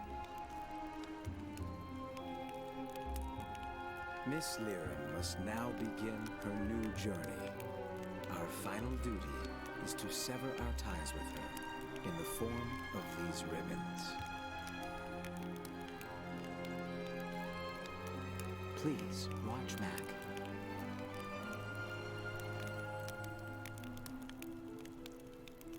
He shall give us the courage to sever these ties. That is his role. You shall cut your ties with Miss Lyram, while your undying love for her remains in your hearts.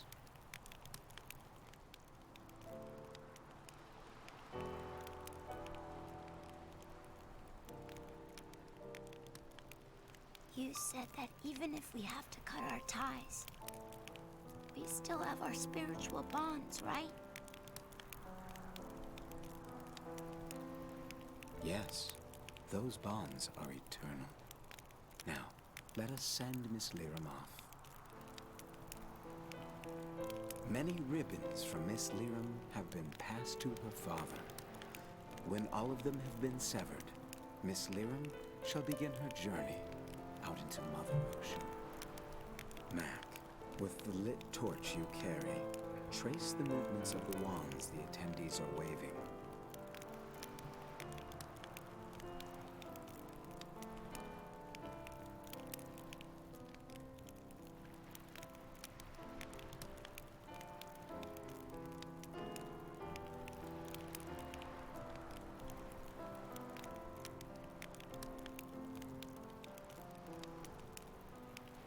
Those movements will convey the attendees' wishes and parting words to your mother.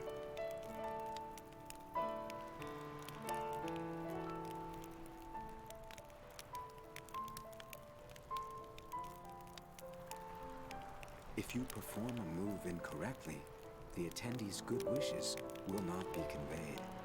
If that happens, try again to match the movements of the attendees.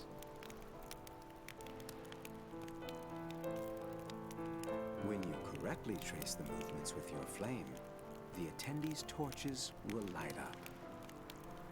Then the attendees will sever the ribbons with their flames to represent their own connections and to make their unseen bonds eternal. When all of the ribbons are severed, Miss Lyram will start her journey. Are you ready, Mac?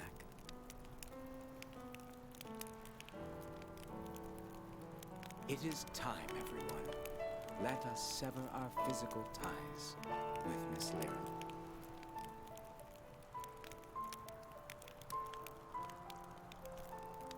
Today we'll be holding a traditional method of seeing off the dead. Participants will light torches and use them to burn through the ribbons. The ribbon the gondola is attached to. And that will be your judge. Light all the participants' torches. Rome was a good and kind person to all. Now then, let's begin. Expressing their condolences, participants will move their torches forward. Move your torch to the right and bring your flame to the tip of their partner's torch.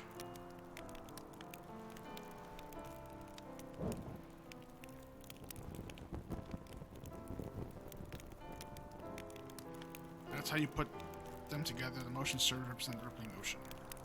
Try to adjust the position of your torch. Try touching the tip of the torch. Tip of your partner's torch, and fire will surely catch. Tip to tip. Isn't that called docking? I mean, what? What's up? I didn't say nothing. Remove torch to the left. This motion serves to represent bustling forest.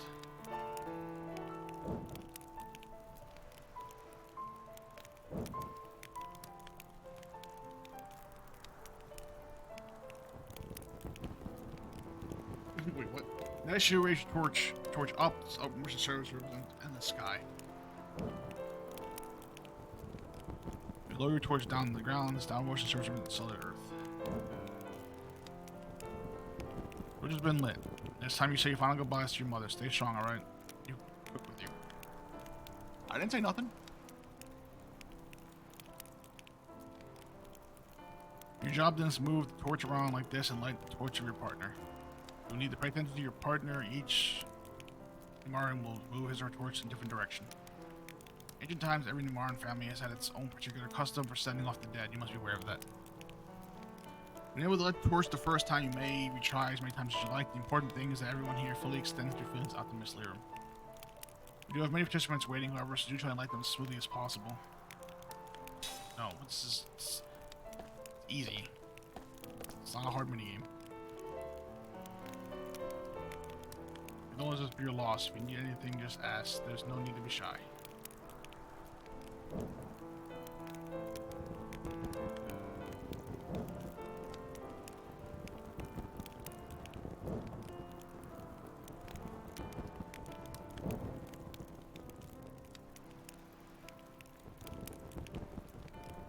Lyrum extended her kindness out to everyone. She helped my family and I a great deal too. I mean, the last one, my family would still want to show them how thankful I am.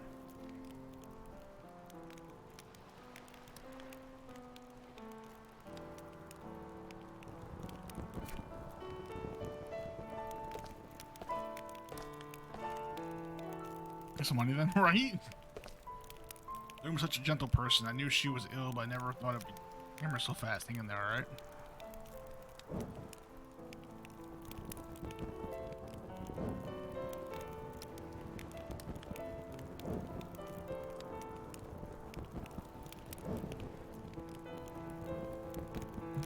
I always looked up to Lyrum as a woman. I wouldn't mind becoming a mother like her someday.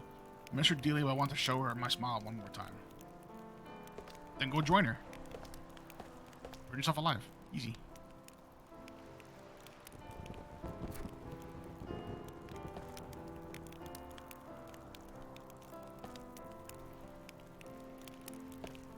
Lyrum was a wonderful woman. I'm sure she had things pretty rough, but she was always so bright and cheerful. I'd see her off with a smile. Tell her what to do.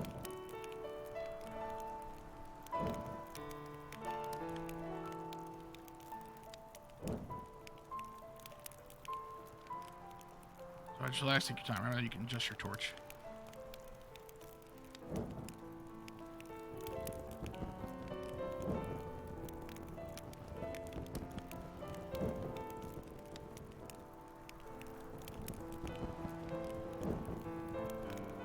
This bitch would put it in the right direction. Hold on, that was some fine lighting. Now it's time to say my goodbyes. I'm only without Lyrum around. Just fucking pick a direction, man. What shit you doing?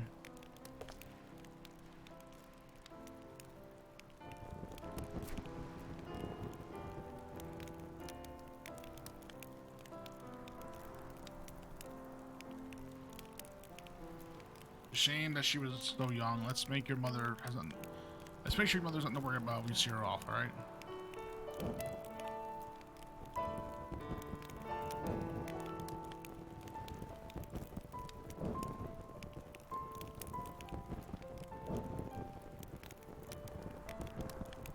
A good job you're done with the fire. I'm sure Lyrum will be overjoyed to see how well your kid's turning out. And that's my final words.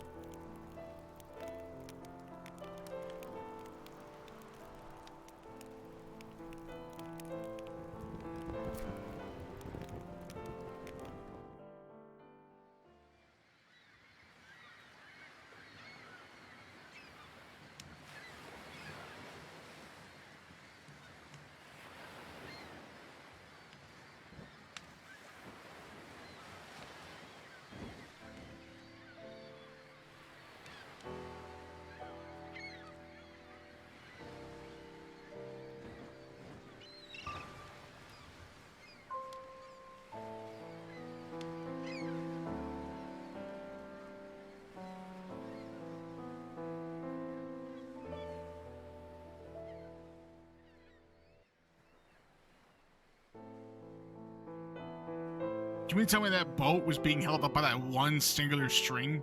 That one string. It just didn't snap.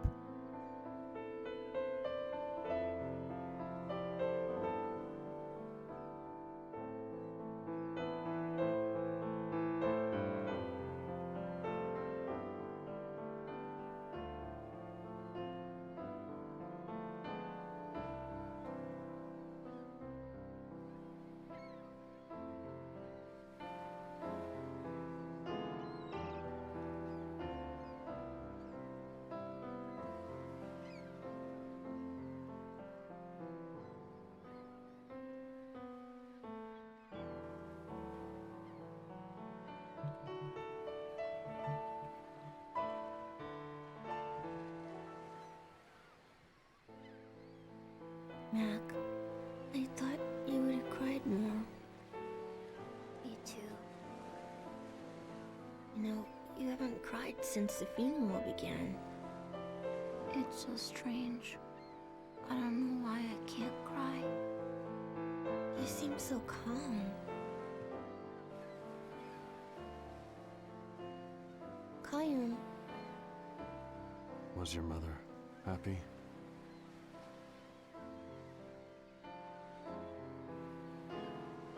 she was happy. She had lots of friends. And Dad was a really great person. Even the Queen cared about her and helped her out a lot. I'm sure she must have been happy. She always missed you, Kaim. And Grandma.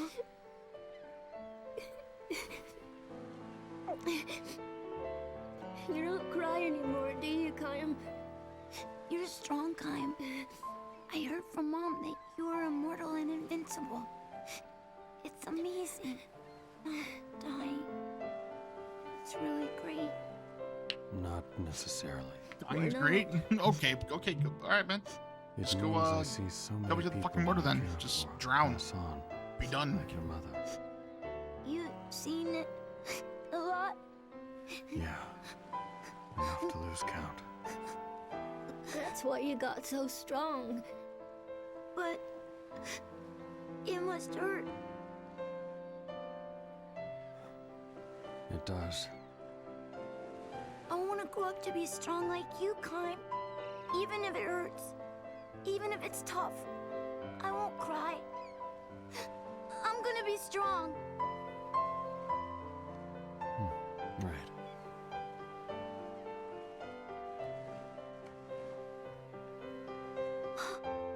Cook, check it out! I'm back to life. I just knew it. I just knew Mom heard our wish. Do you still believe stuff like that? Don't you think Mom would have done this? It's gotta be because of her the flowers are better. Mom is close, and she hears what we say. It must mean she's with us, Cook. That's impossible.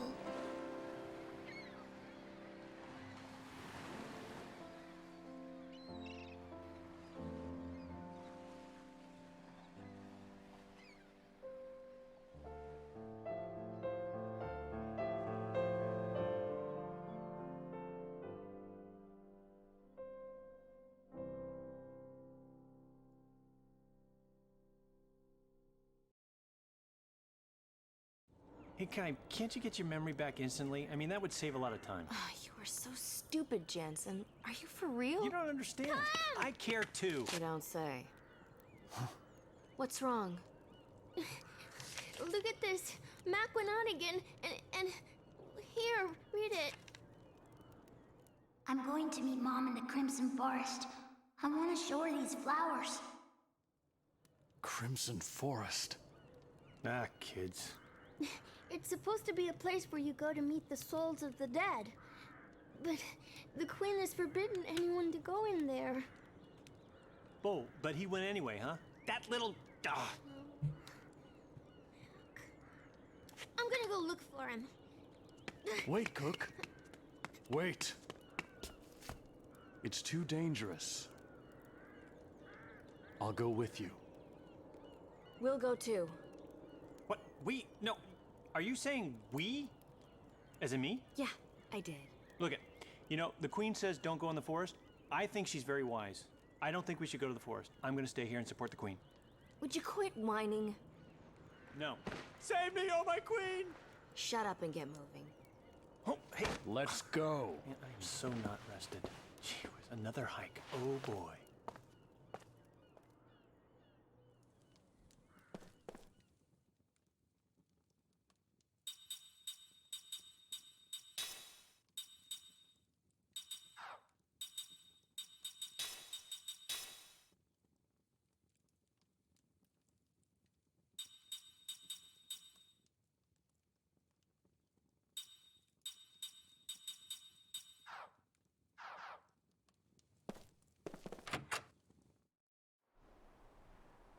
the mountains of the west. We better hurry. Monsters showing up outside of town.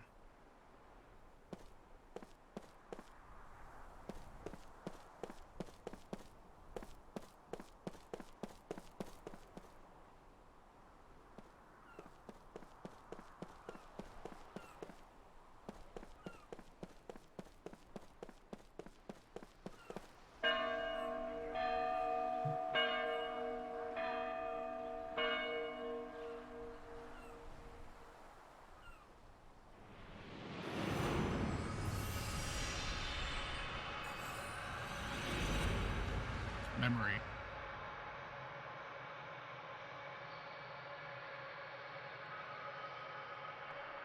No, I'll read it later, actually.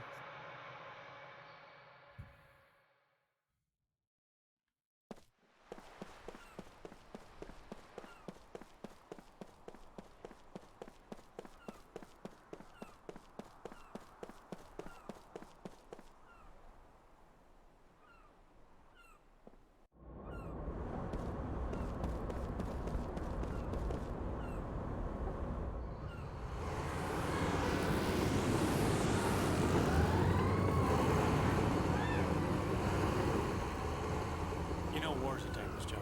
Apparently not.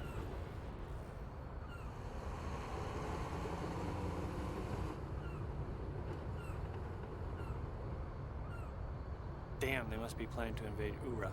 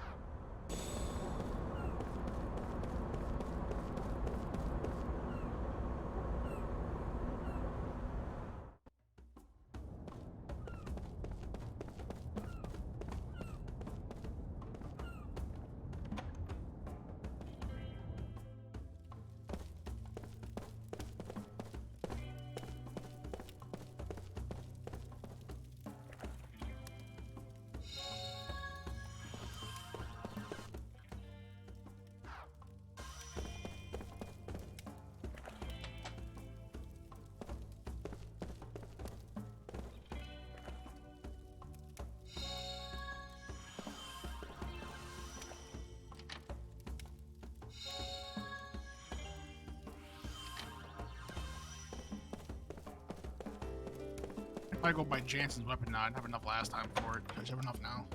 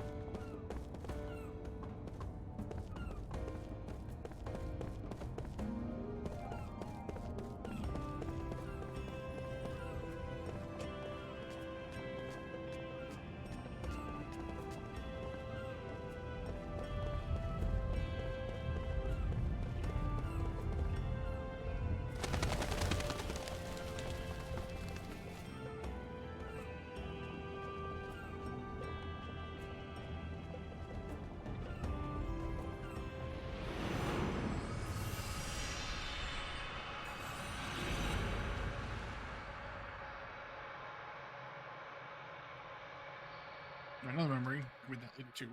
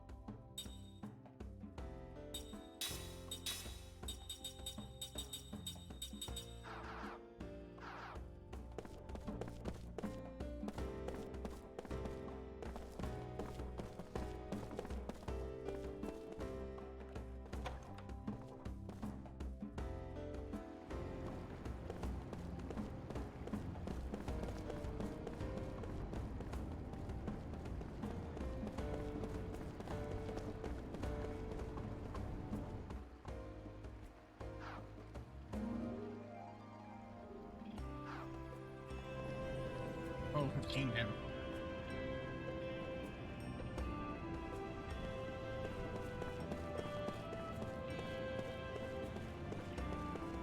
Oh.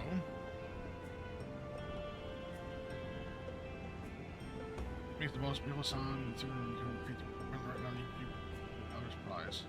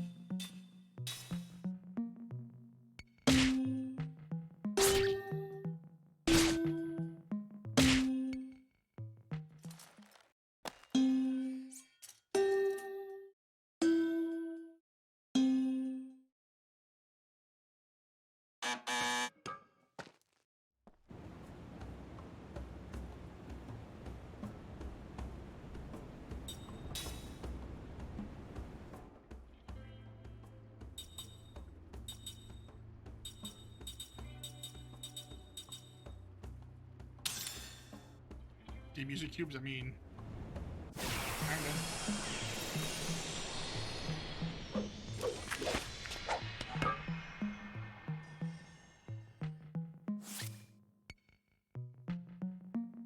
Tired.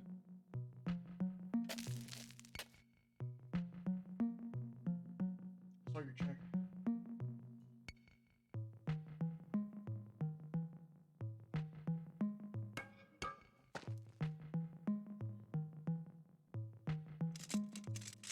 Oh, music cube is pretty hard, actually.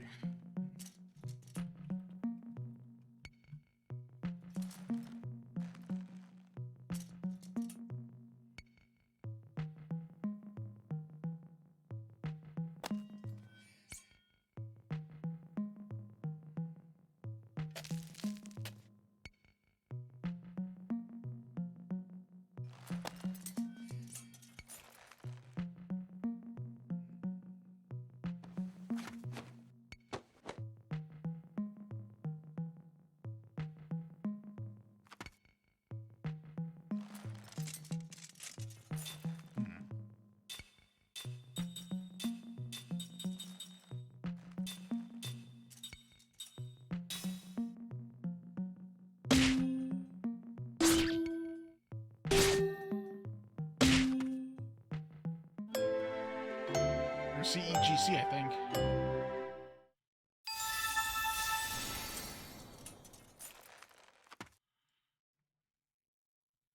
I guess I get it right this time. It was wrong the first time, I guess.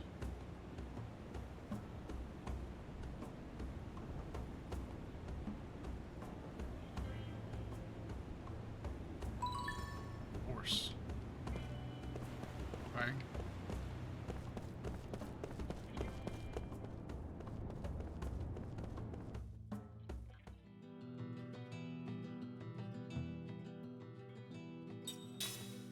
I can save on the main menu. Cool, alright.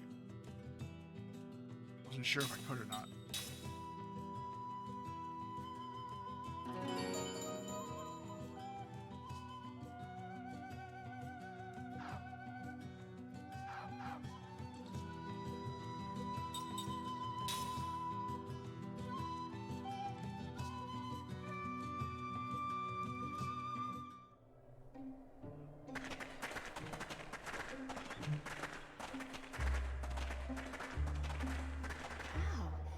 It really is crimson.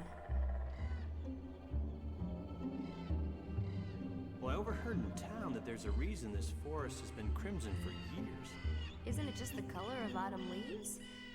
Although, it is incredibly intense. The reason the Queen forbade entry was because the Crimson Forest is cursed, stained with blood. It's also called the Forest of Sorrow. What? Blood? Now, don't be a wimp. It was 500 years ago, wasn't it? Huh? That.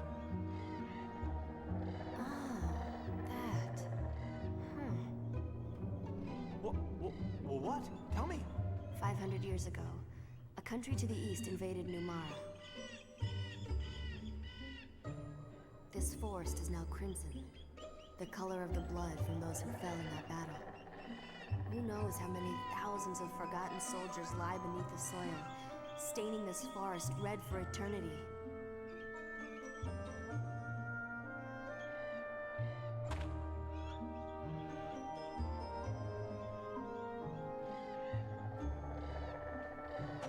It's a save point here. I'm dumb. Oh, I should in the world map more.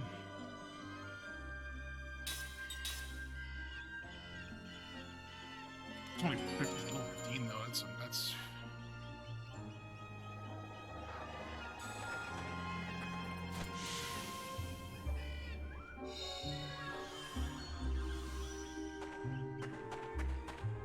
Right, crystal fragments.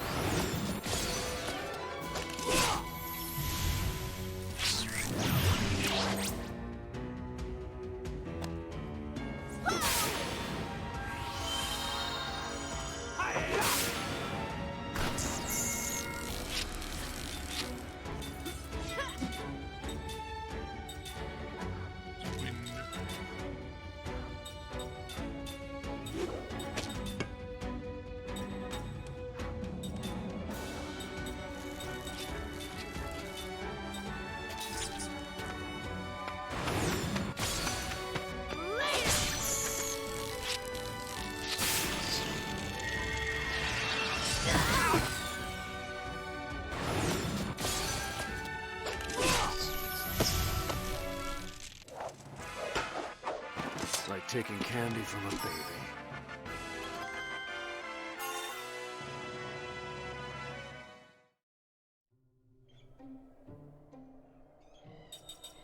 I'm gonna give her the ability to use black magic.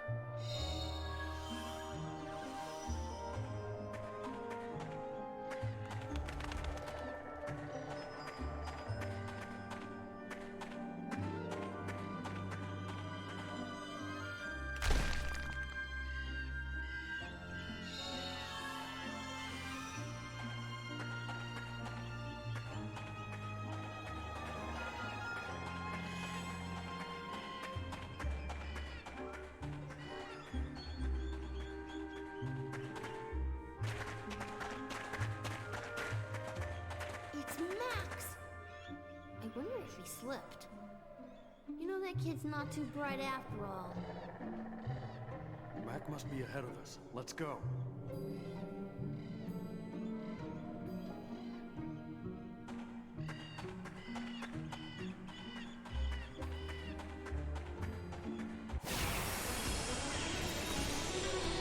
Don't let him get away!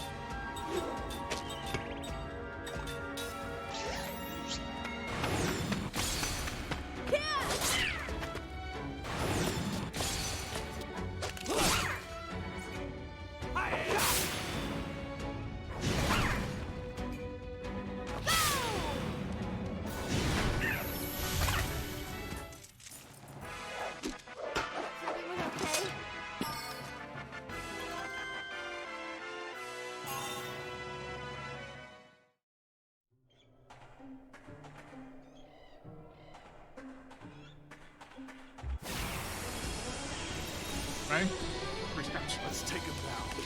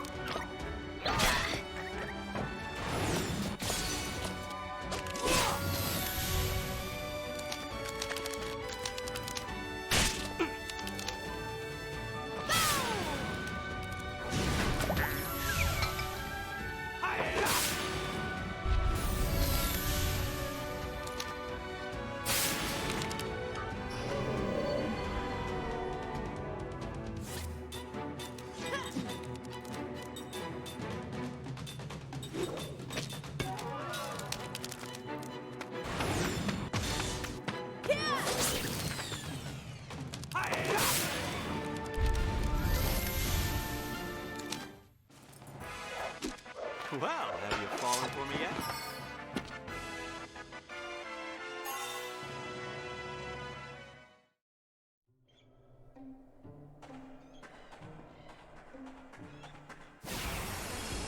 Okay. Don't let him get away!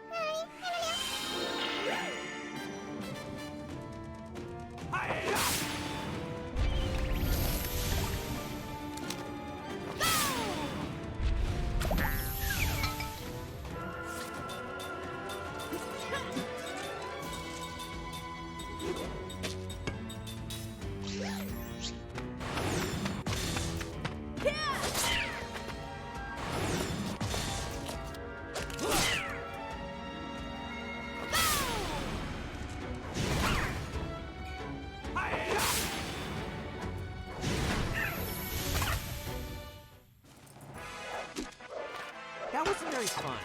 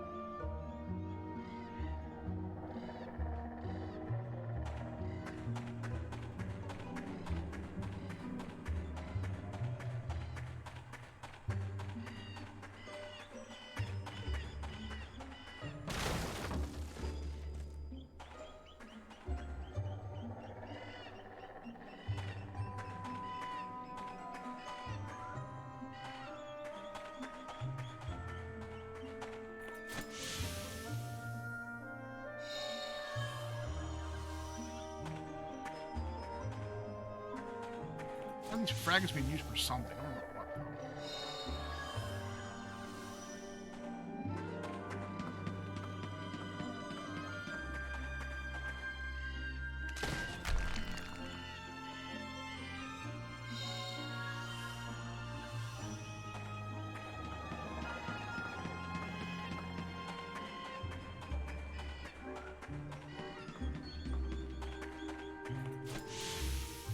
Something to do with the forest. I don't remember exactly what they're for.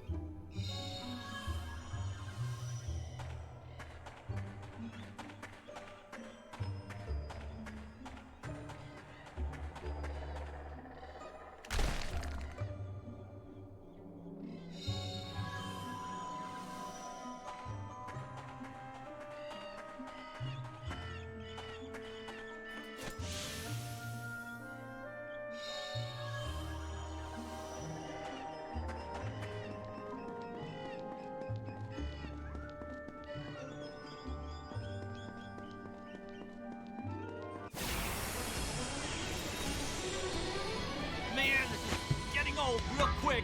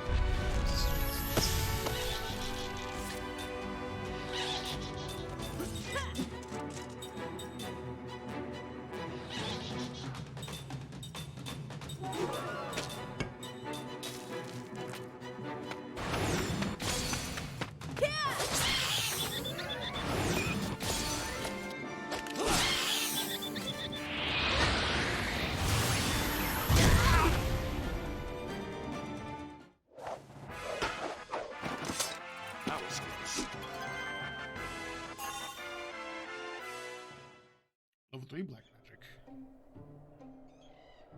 Very nice.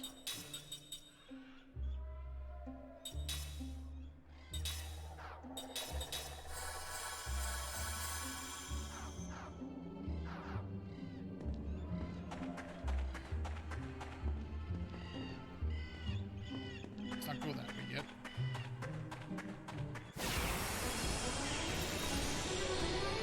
If it's a light you want, you got it.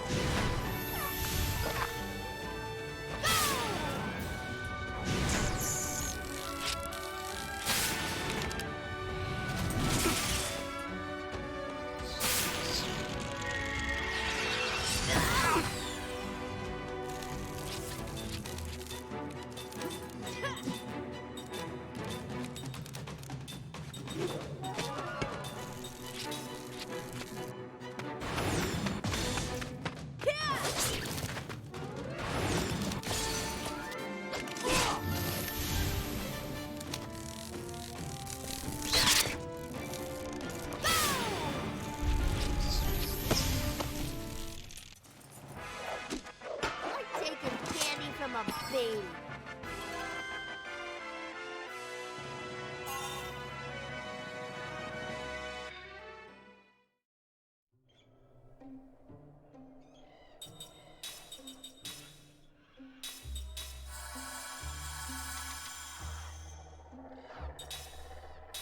It's a long mana herbs.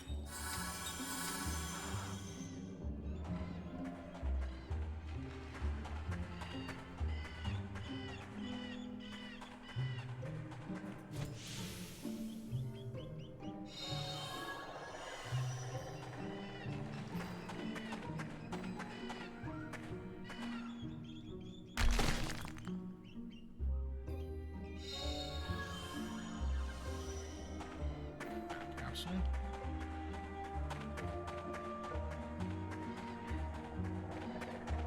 Oh, we can go this way.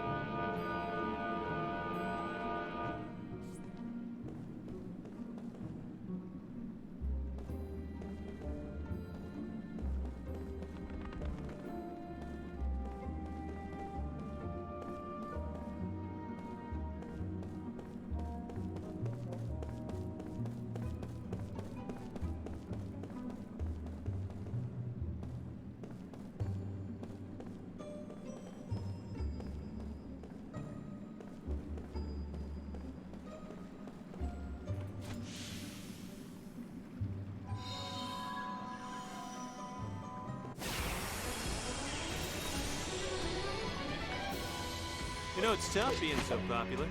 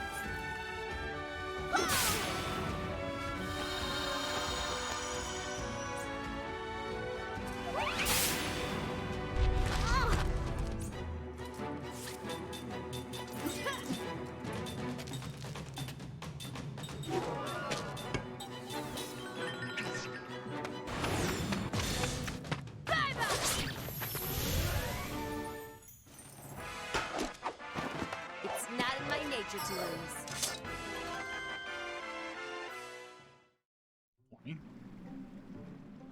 See that?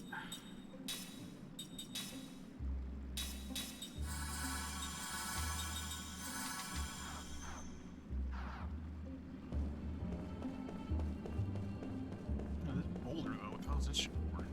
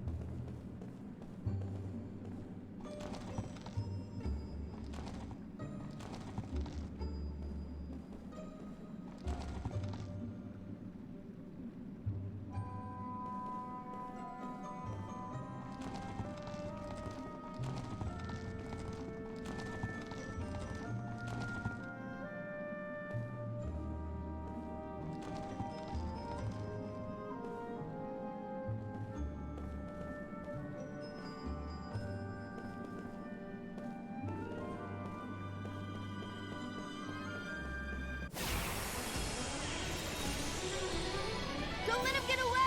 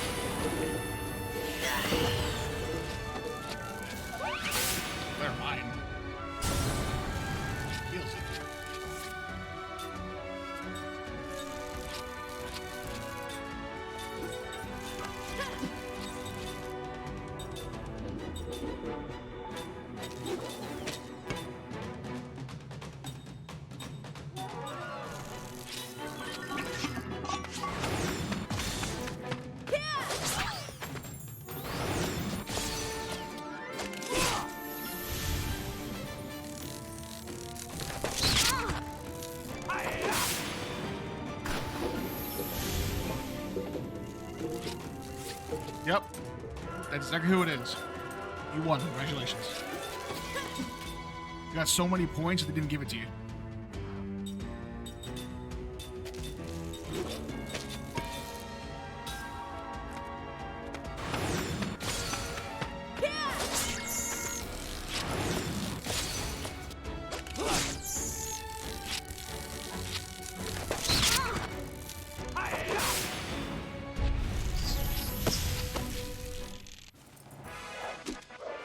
That wasn't very fun.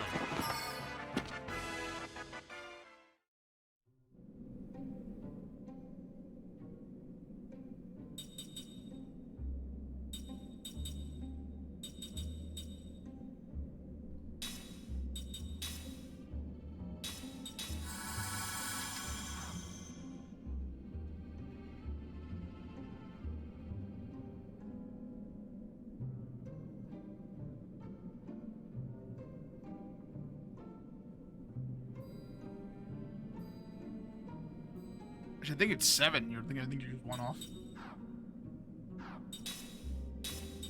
Pretty sure it's 7.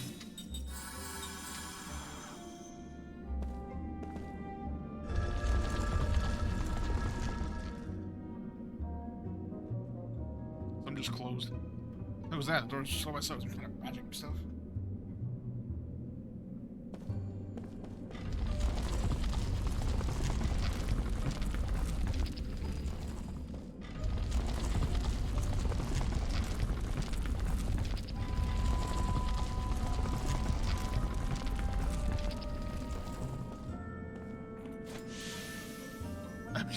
You're not gonna give me the stuff with it. Oh boy.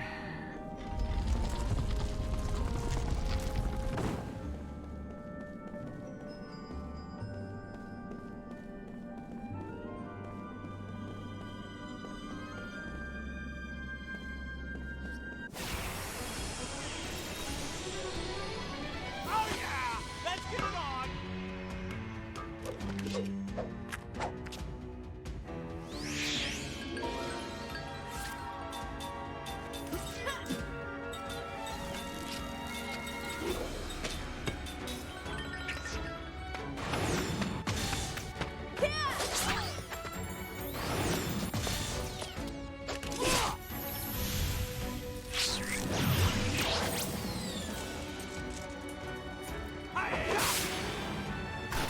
Job is done. I mean, it's not hard to be laughed, man. It's really easy to be laughed.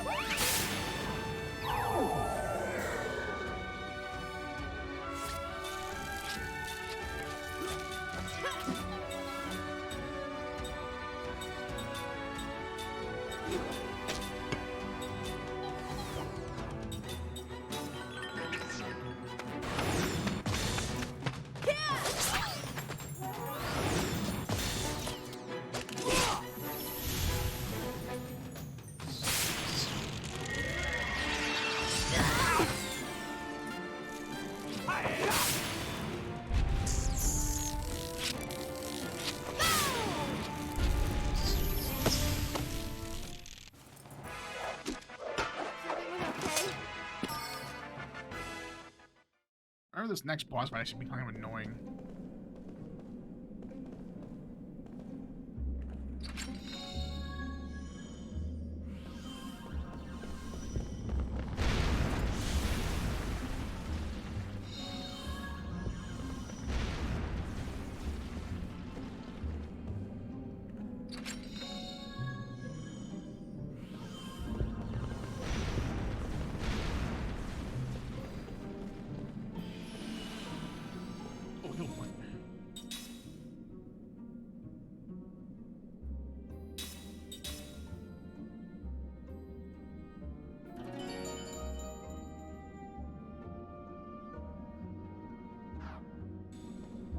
By the way, Grogo, I added that question, the answer of 69 in there because you kept using it as an answer.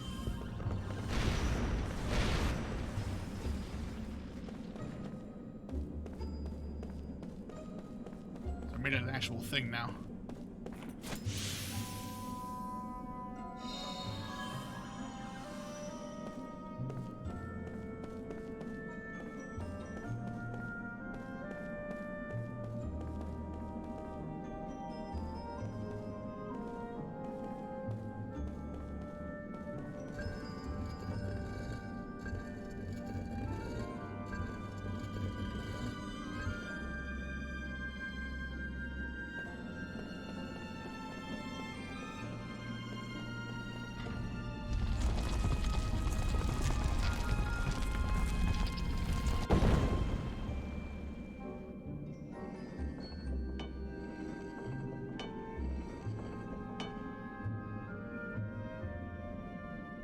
We did it.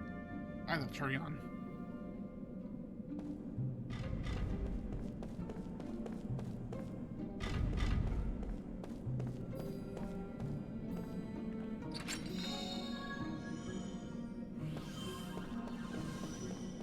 What's back here, though?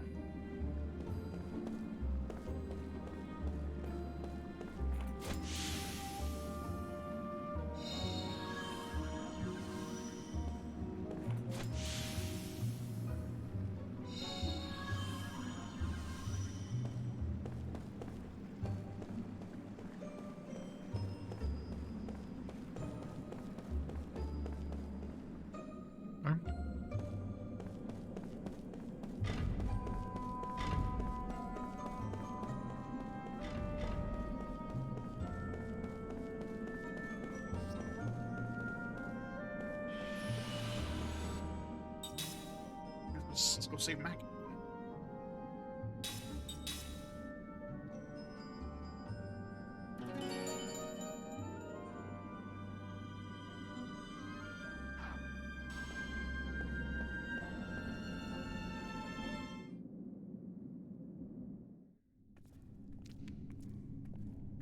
Closer sign, Altar of the Abyss.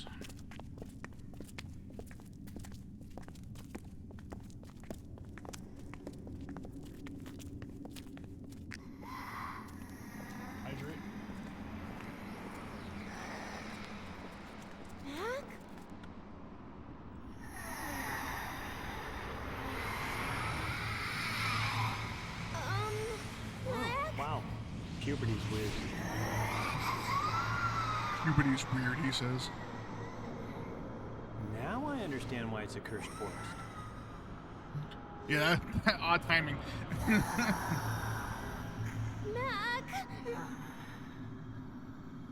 Wait. But he's calling me! Mac is possessed by the forest. If you get too close, you might end up cursed also. I have to save him. No! Bad idea! Mac!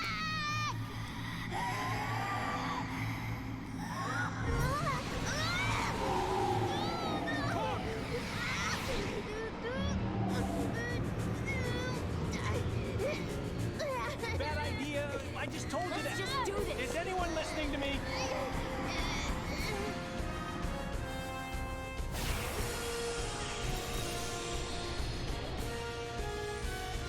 Let's take it down.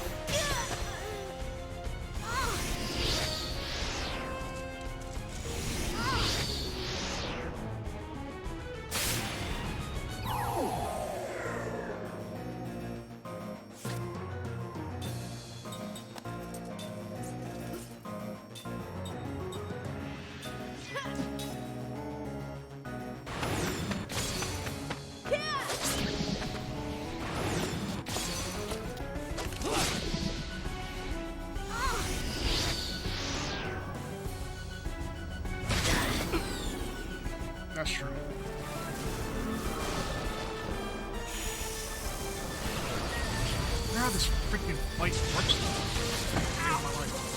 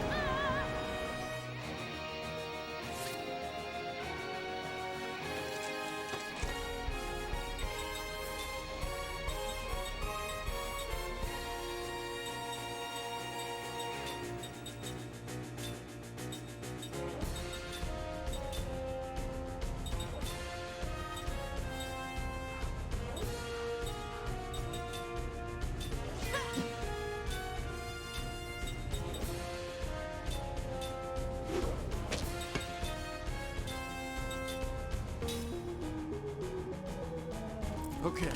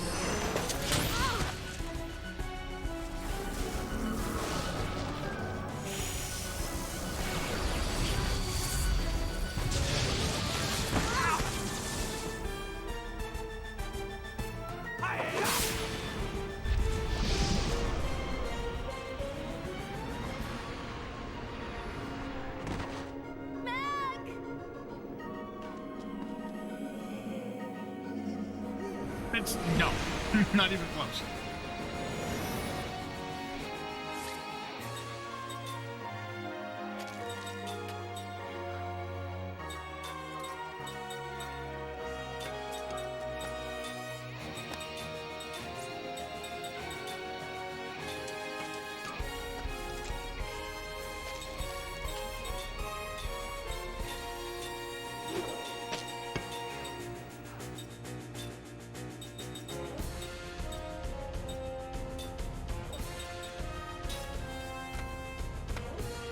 Okay.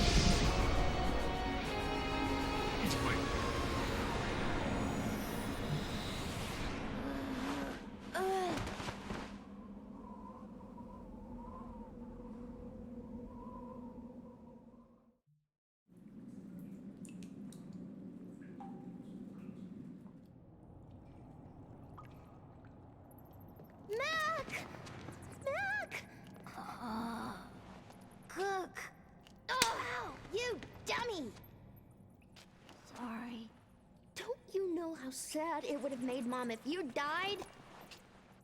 Yeah, I know. Why'd you go alone? How come you didn't tell me? Because, Cook, you're always so cranky when someone wakes you up. Well, sorry, but still. I wanted to show Mom those flowers. I thought if I came here, I could meet her. I wanted to talk to her. You can't do that. Mom's dead. You won't ever see her again.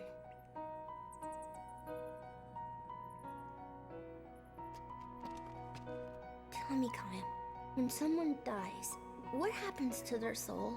Do you know? You lived a long time. Haven't you ever seen anything? No, I haven't.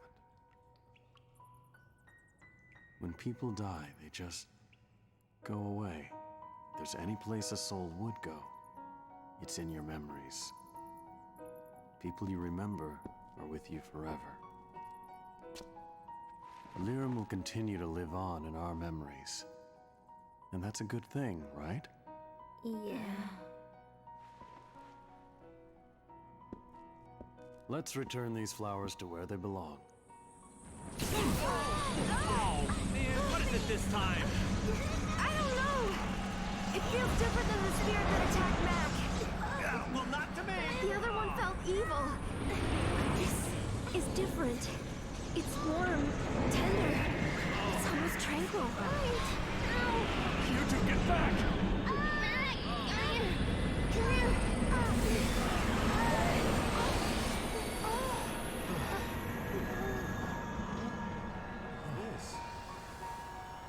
What?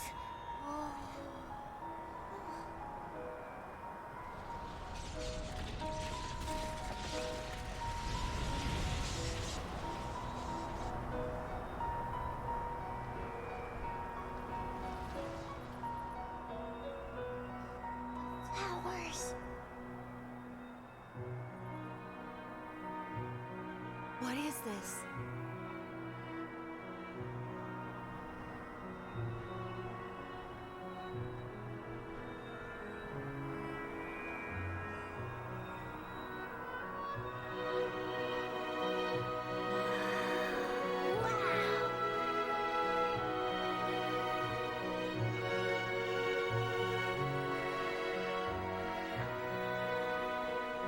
Incredible. It's a miracle. This is a miracle. It's Mom. Yeah, Mom's here. I know she's here.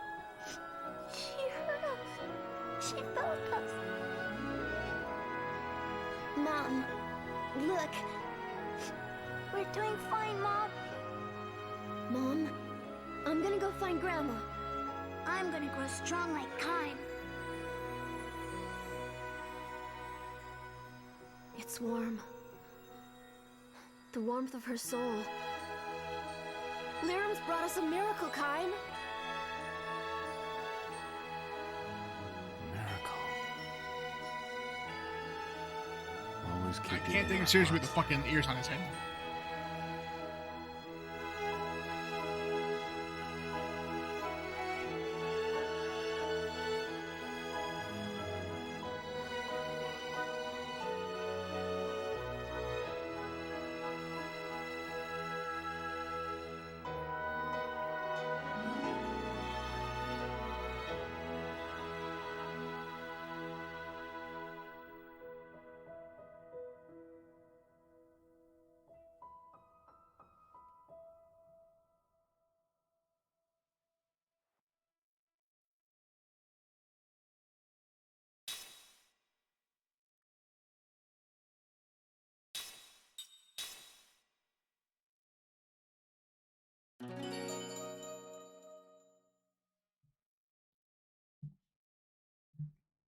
I think it's a good place to stop for the night.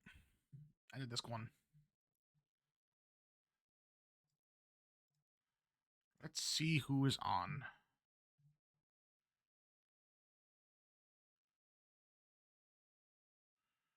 Oh, my buddy Ghost is doing Chrono Cross. Let's go raid him. Thanks for coming, guys. I appreciate it.